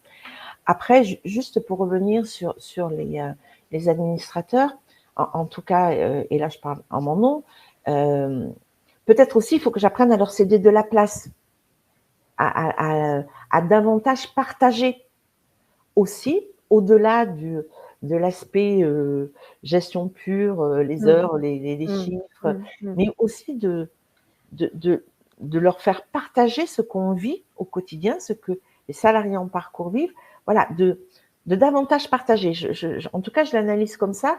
Ça sera ce soir l'objectif de une partie de la réunion, en disant il y a des choses qui ont été exprimées peut-être de mal-être justement de la part d'administrateurs en disant je trouve pas ma place. Qu'est-ce qu'on peut faire? Comment qu'est-ce qu'on peut mettre en place justement pour créer ces temps-là, ces passerelles-là? Voilà, donc. Ouais, c'est quand on voit qu'on a déjà du mal à recruter des administrateurs, quand on a la chance de les avoir, l'idée c'est qu'ils vivent la plus belle expérience possible de leur mandat pour que ils soient présents, engagés. Enfin, en fait, la même chose qu'avec un salarié classique, engagé, présent, motivé, proactif, ambassadeur, et qu'il contribue lui-même à recruter pour étoffer les équipes. Moi, j'aimerais bien revenir sur ce que tu disais par rapport à la connexion avec le terrain. J'ai pu voir quelques structures qui avaient su recruter des nouveaux administrateurs qui ne venaient pas du tout de l'IAE ou même du travail social ou de l'ESS, et où en fait on a du mal à imaginer quand on est dedans à quel point l'acculturation à l'IAE est complexe. Maîtriser les acronymes, comprendre les processus, l'écosystème en fait de l'ensemble des parties prenantes, plus tous ces changements qui opèrent en permanence. Il y a un vrai temps d'acculturation pour qu'un administrateur aussi se sente capable. Tu parlais de compétences tout à l'heure, qu'il se sente capable. Il a une place, ok, il a été élu, super.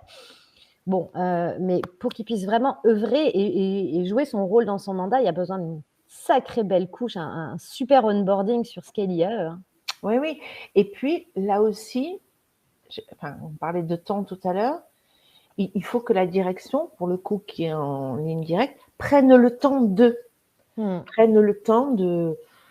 d'expliquer, de faire participer aussi l'administrateur, par exemple, de Chorus, l'embarquer dans DCA à Coras Occitanie pour lui faire partager ces éléments-là. En plus, Coras a mis en place un programme ambassadeur pour essayer de faire en sorte qu'il y ait aussi une petite communauté d'administrateurs. Ouais, c'est en tout cas aujourd'hui pour nous, voilà, la fidélisation des salariés en parcours, des salariés permanents. Aujourd'hui, c'est vraiment le recrutement sur les administrateurs qui est au cœur de nos, pas au cœur de nos préoccupations, mais en tout cas qui est importante. Et du coup, là où je vais faire un lien entre la QVT du personnel permanent et celle des administrateurs, je me souviens d'un exemple où une jeune femme qui travaille dans une structure raconte que pour elle, en fait, le conseil d'administration, c'est son employeur, mais en fait, elle ne sait même pas qui c'est. Elle les identifie pas, si ce n'est une personne, un monsieur qui, une fois de temps en temps, passe par la porte, il remonte le couloir et puis il va s'enfermer dans le bureau de la directrice au fond. Et elle est hyper mal à l'aise avec ça. En fait, elle se dit, voilà, au bout d'un moment, elle se renseigne, elle apprend que c'est le président. Et en fait, le président, il ne dit pas bonjour, il vient une fois de temps en temps, il s'enferme. Et puis, il part ensuite déjeuner à la fin de la matinée avec la directrice. Et en fait, quand on intervient dans la structure, on discute avec le président. Et on lui dit, président, qu'est-ce qui se passe? Pourquoi est-ce que quand tu rentres dans la structure, tu dis bonjour à personne. Évidemment, tout le personnel permanent a toujours présupposé que ce monsieur était hautain, qu'il ne s'intéressait pas à eux. Ce monsieur, il nous explique que c'est pas du tout ça, c'est qu'il veut surtout pas déranger.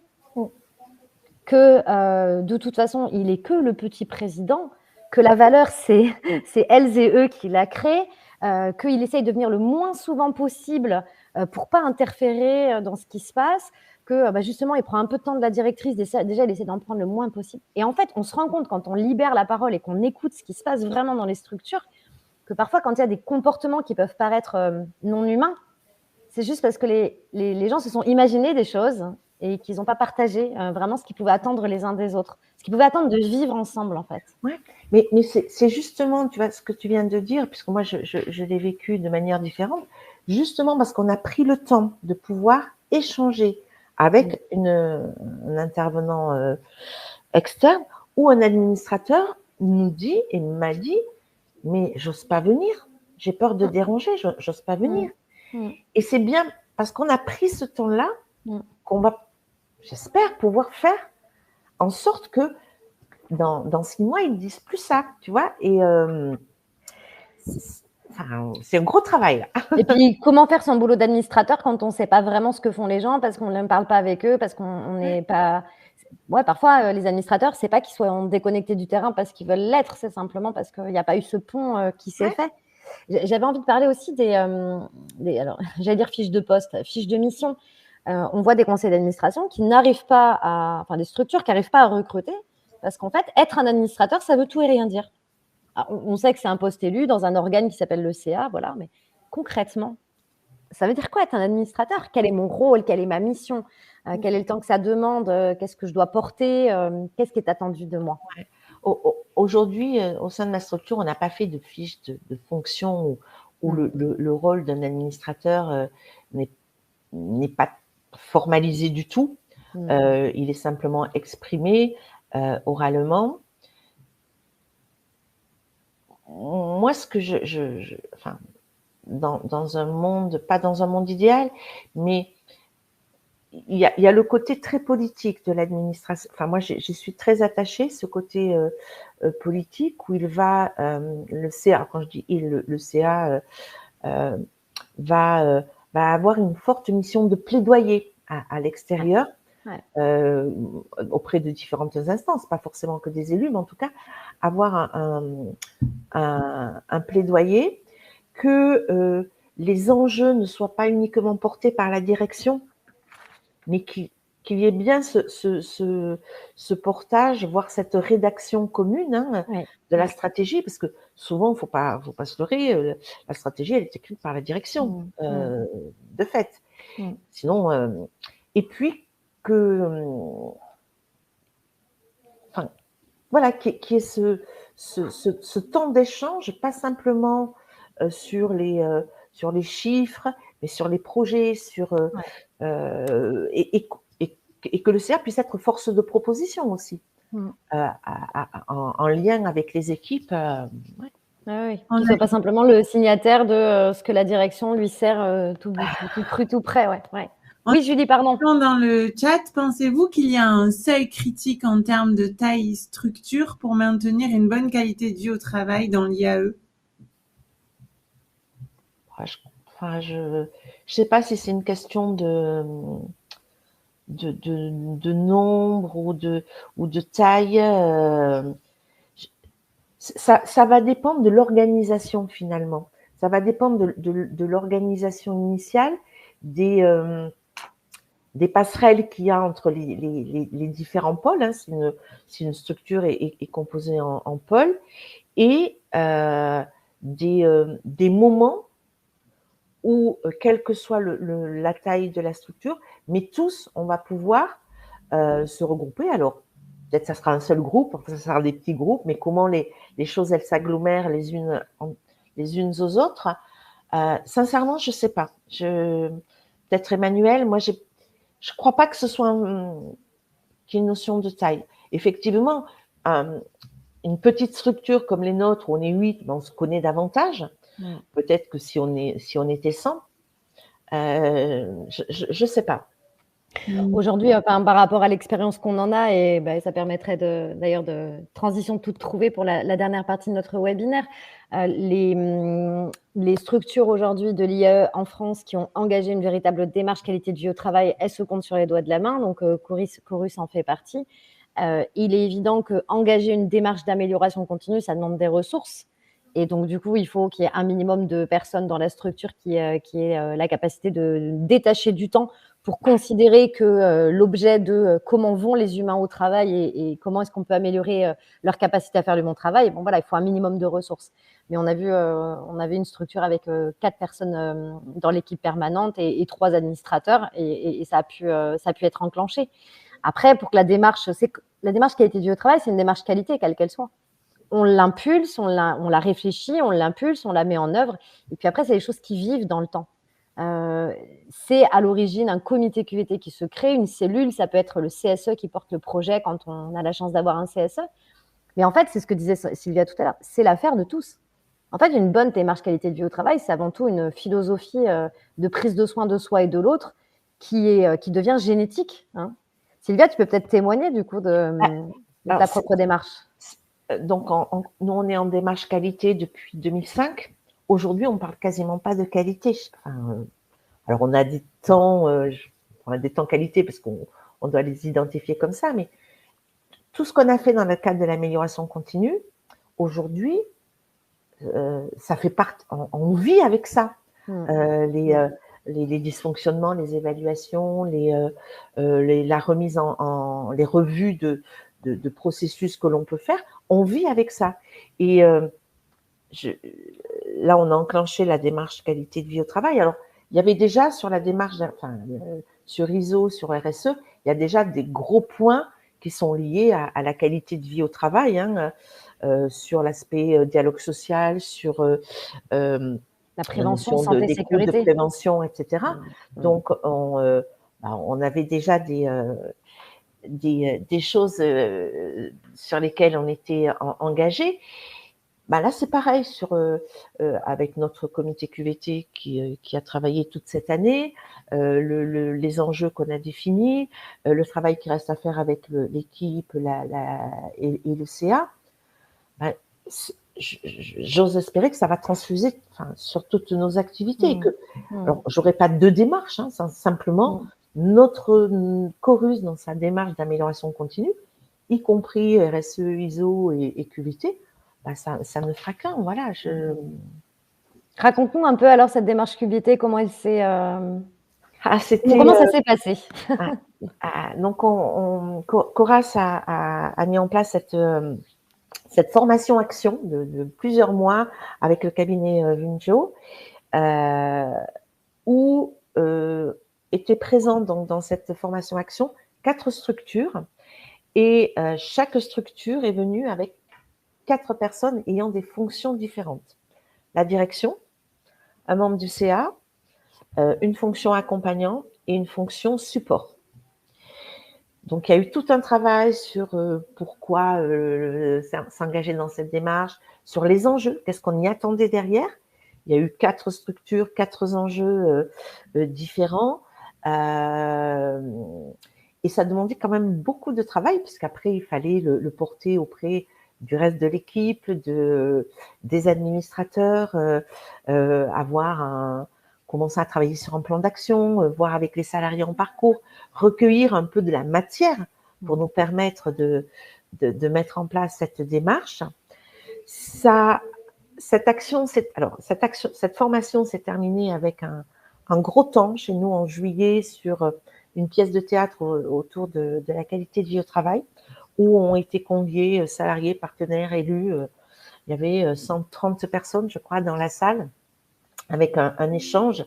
Et les retours que l'on en a eu, tout le monde a été hyper emballé. Alors, pour des raisons diverses et variées, soit parce qu'ils avaient rencontré ça dans leur propre vie ou un proche, soit parce qu'ils ne s'attendaient pas à ce type d'événement mis en place par Chorus, parce que les temps d'échange ensuite ont été extrêmement riches. Et donc, cette pièce de théâtre a mis fin à l'action de formation, mais finalement est le début de maintenant notre plan d'action pour pour travailler sur notamment notre projet associatif, nos valeurs, et de faire en sorte que tous nous soyons, on ait bien conscience de qu'est-ce qu'on partage ensemble. Voilà. Merci pour ce témoignage, Sylvia. Et je vais juste prendre la parole pour lire quelques messages aussi qui ont été envoyés pendant que tu t'exprimais. À la passerelle, on a mis en place des réunions de coordination entre les salariés permanents et les administrateurs. C'est très efficace. Les liens entre chaque maillon sont très importants puisque tout le monde est dans le même bateau. On voit vraiment la pensée commune. Ensuite, on a une autre question là qui vient d'arriver. C'est très compliqué de trouver sa place entre la gouvernance et la direction. Quand je vous écoute, il faut être présent et à l'écoute des salariés. Comment la direction va vivre cette proximité? Alors déjà, moi, je me sens plus secrétaire générale que directrice, puisque je pense que dans nos structures, la direction a aussi une notion politique. Elle n'est pas que technique. Après, alors sur le lien avec les salariés, qu'ils soient permanents ou en parcours, alors ça dépend ce qu'on met derrière le mot proximité. Moi, j'ai mon rôle de directrice, donc un poste avec une hiérarchie, des responsabilités. Pour autant, ça n'empêche pas, et bien au contraire, l'écoute, le respect, le dialogue, les échanges, les désaccords aussi. Je pense pas que la fonction de direction empêche ça. Ou alors, j'ai pas bien compris la question, mais je sais pas. Moi, juste ce dont je pourrais te témoigner par rapport à ce que j'ai pu voir dans les structures, c'est que la question de la proximité entre les administrateurs et le personnel permanent, il peut absolument pas y avoir une recette magique ou la règle qui dit le président, faut qu'il passe une fois par semaine. Si c'est plus, c'est pas bien. Si c'est moins, ça peut pas fonctionner comme ça. Parce qu'en fait, toutes les structures ne se ressemblent pas, elles n'ont pas le même niveau de structuration, d'organisation, d'autonomie. Les gouvernances sont différentes à chaque fois. Et en fait, nous, en QVT, ce qu'on dit dans ce genre de situation, c'est juste balle au centre. Faites-en un objet de discussion. Voilà. Nous, en qualité de vie au travail, on prône les espaces de discussion. C'est-à-dire c'est un temps, ça peut être par exemple sur un temps de déjeuner, 1 heure ensemble dans l'entreprise ou ailleurs, peu importe. Et en fait, on se rencontre et on se dit des choses. Voilà. Nous, moi, je suis CIP. Je dois avouer que je trouve qu'il y a de la distance relationnelle avec le conseil d'administration. Je vous connais pas et ça me fait bizarre parce que je vois mon mari, il est dans le privé, il connaît ses patrons, il voit qui c'est en fait. Moi, je vous connais même pas. Et une élue qui va dire, moi, je suis élue, mais en fait, je vous avoue que je sais pas trop ce qu'il faut que je fasse. Et sachez que si vous avez besoin de moi, n'hésitez pas à me contacter.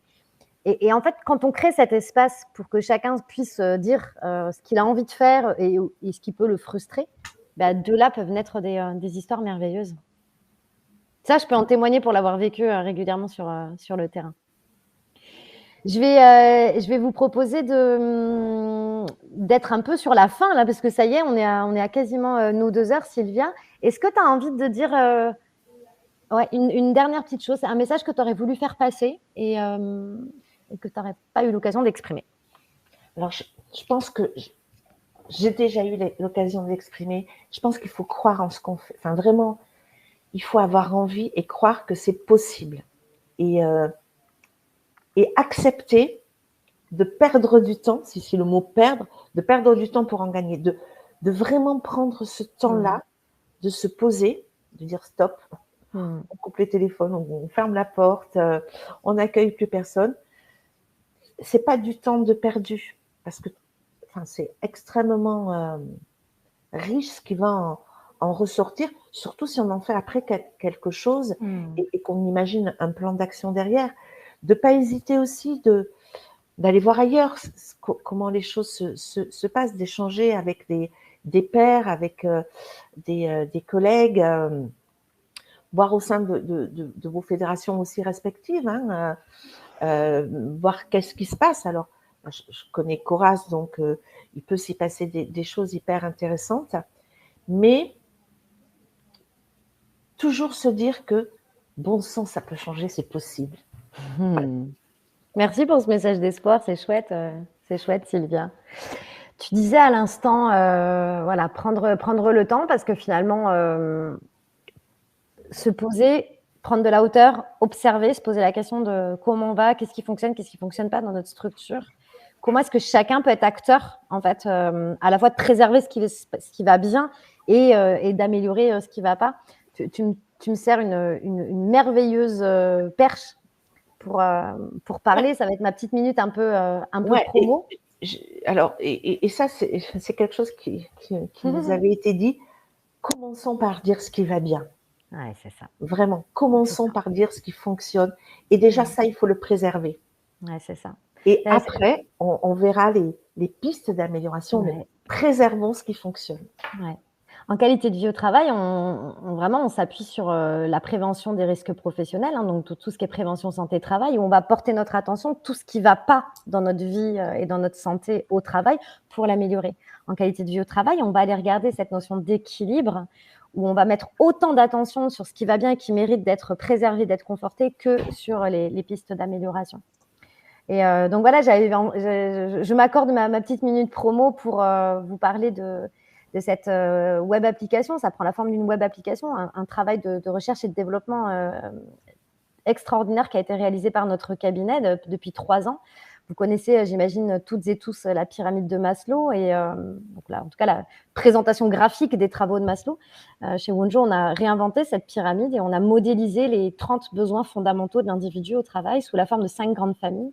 Et tout ça prend la forme d'un questionnaire digital qui permet en une vingtaine de minutes d'avoir une photo extrêmement précise, authentique, profonde. C'est à la fois des questions qui sont hyper intimes, mais absolument pas intrusives et qui permet à n'importe qui d'avoir une photo de comment il va aujourd'hui, quelle est sa qualité de vie au travail aujourd'hui.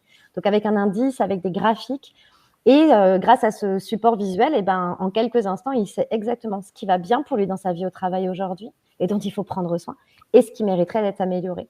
Et donc, chez Wonjo, on a sorti ça pas plus tard que cet été. Quelques SIAE commencent à utiliser cette approche pour permettre à chacun de s'auto-diagnostiquer.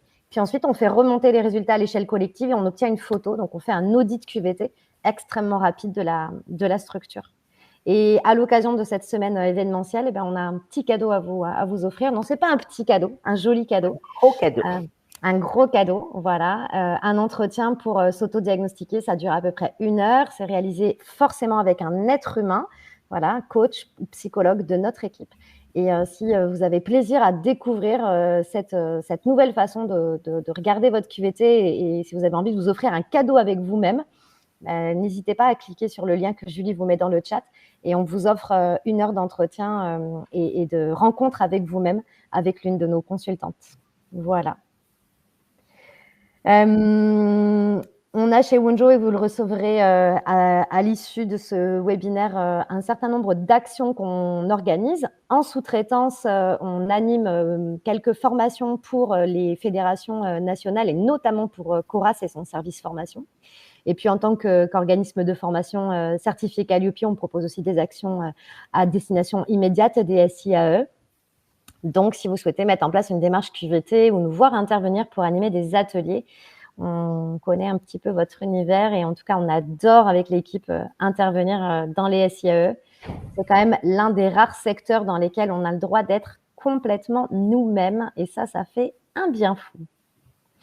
Pour finir, ce webinaire là, de cet après-midi, cette causerie avec Sylvia était celle qui marquait la fin d'un cycle. Nous aurons animé 6 causeries au total dans la semaine. Vous recevrez avec le support la possibilité de flasher le code et d'accéder au replay des autres webinaires qui étaient sur des thématiques QVT de manière générale. On a parlé de management inclusif. On a parlé de prévention du burn-out, de ce syndrome des temps modernes. Et puis, on a parlé, c'était pas plus tard que ce matin, de comment on peut réintégrer un collaborateur après un arrêt de travail, un sujet qui n'est pas évident, mais que par contre, Sylvia ne rencontre pas. Il me reste à vous remercier, à vous inviter à vous connecter à Sylvia et à moi par l'intermédiaire de LinkedIn. Vous avez nos identités qui apparaissent là sur l'écran, nos emails aussi. On n'a pas toujours plein de temps, mais on adore rencontrer des nouvelles personnes et échanger sur des sujets qui nous passionnent. Donc voilà, Sylvia, je voulais te remercier parce que à chaque fois papoter avec toi, on pourrait y rester des heures et on s'est accordé 2 heures aujourd'hui. Ouais, merci à toi pour l'invitation. On a plaisir. balayé beaucoup de sujets. Hein. Ouais, faut y aller, quoi. Voilà. Et ne pas hésiter. Alors, effectivement, Bunjo, c'est quand même un des spécialistes aujourd'hui de cette thématique. Et pour les SIAE, c'est très précieux d'avoir un interlocuteur qui nous connaît et qui est en capacité de nous faire évoluer. Voilà, c'est très précieux. Mais merci pour la causerie. Merci Sylvia pour à la fois tous les conseils que tu as pu donner, les bonnes pratiques que tu as partagées.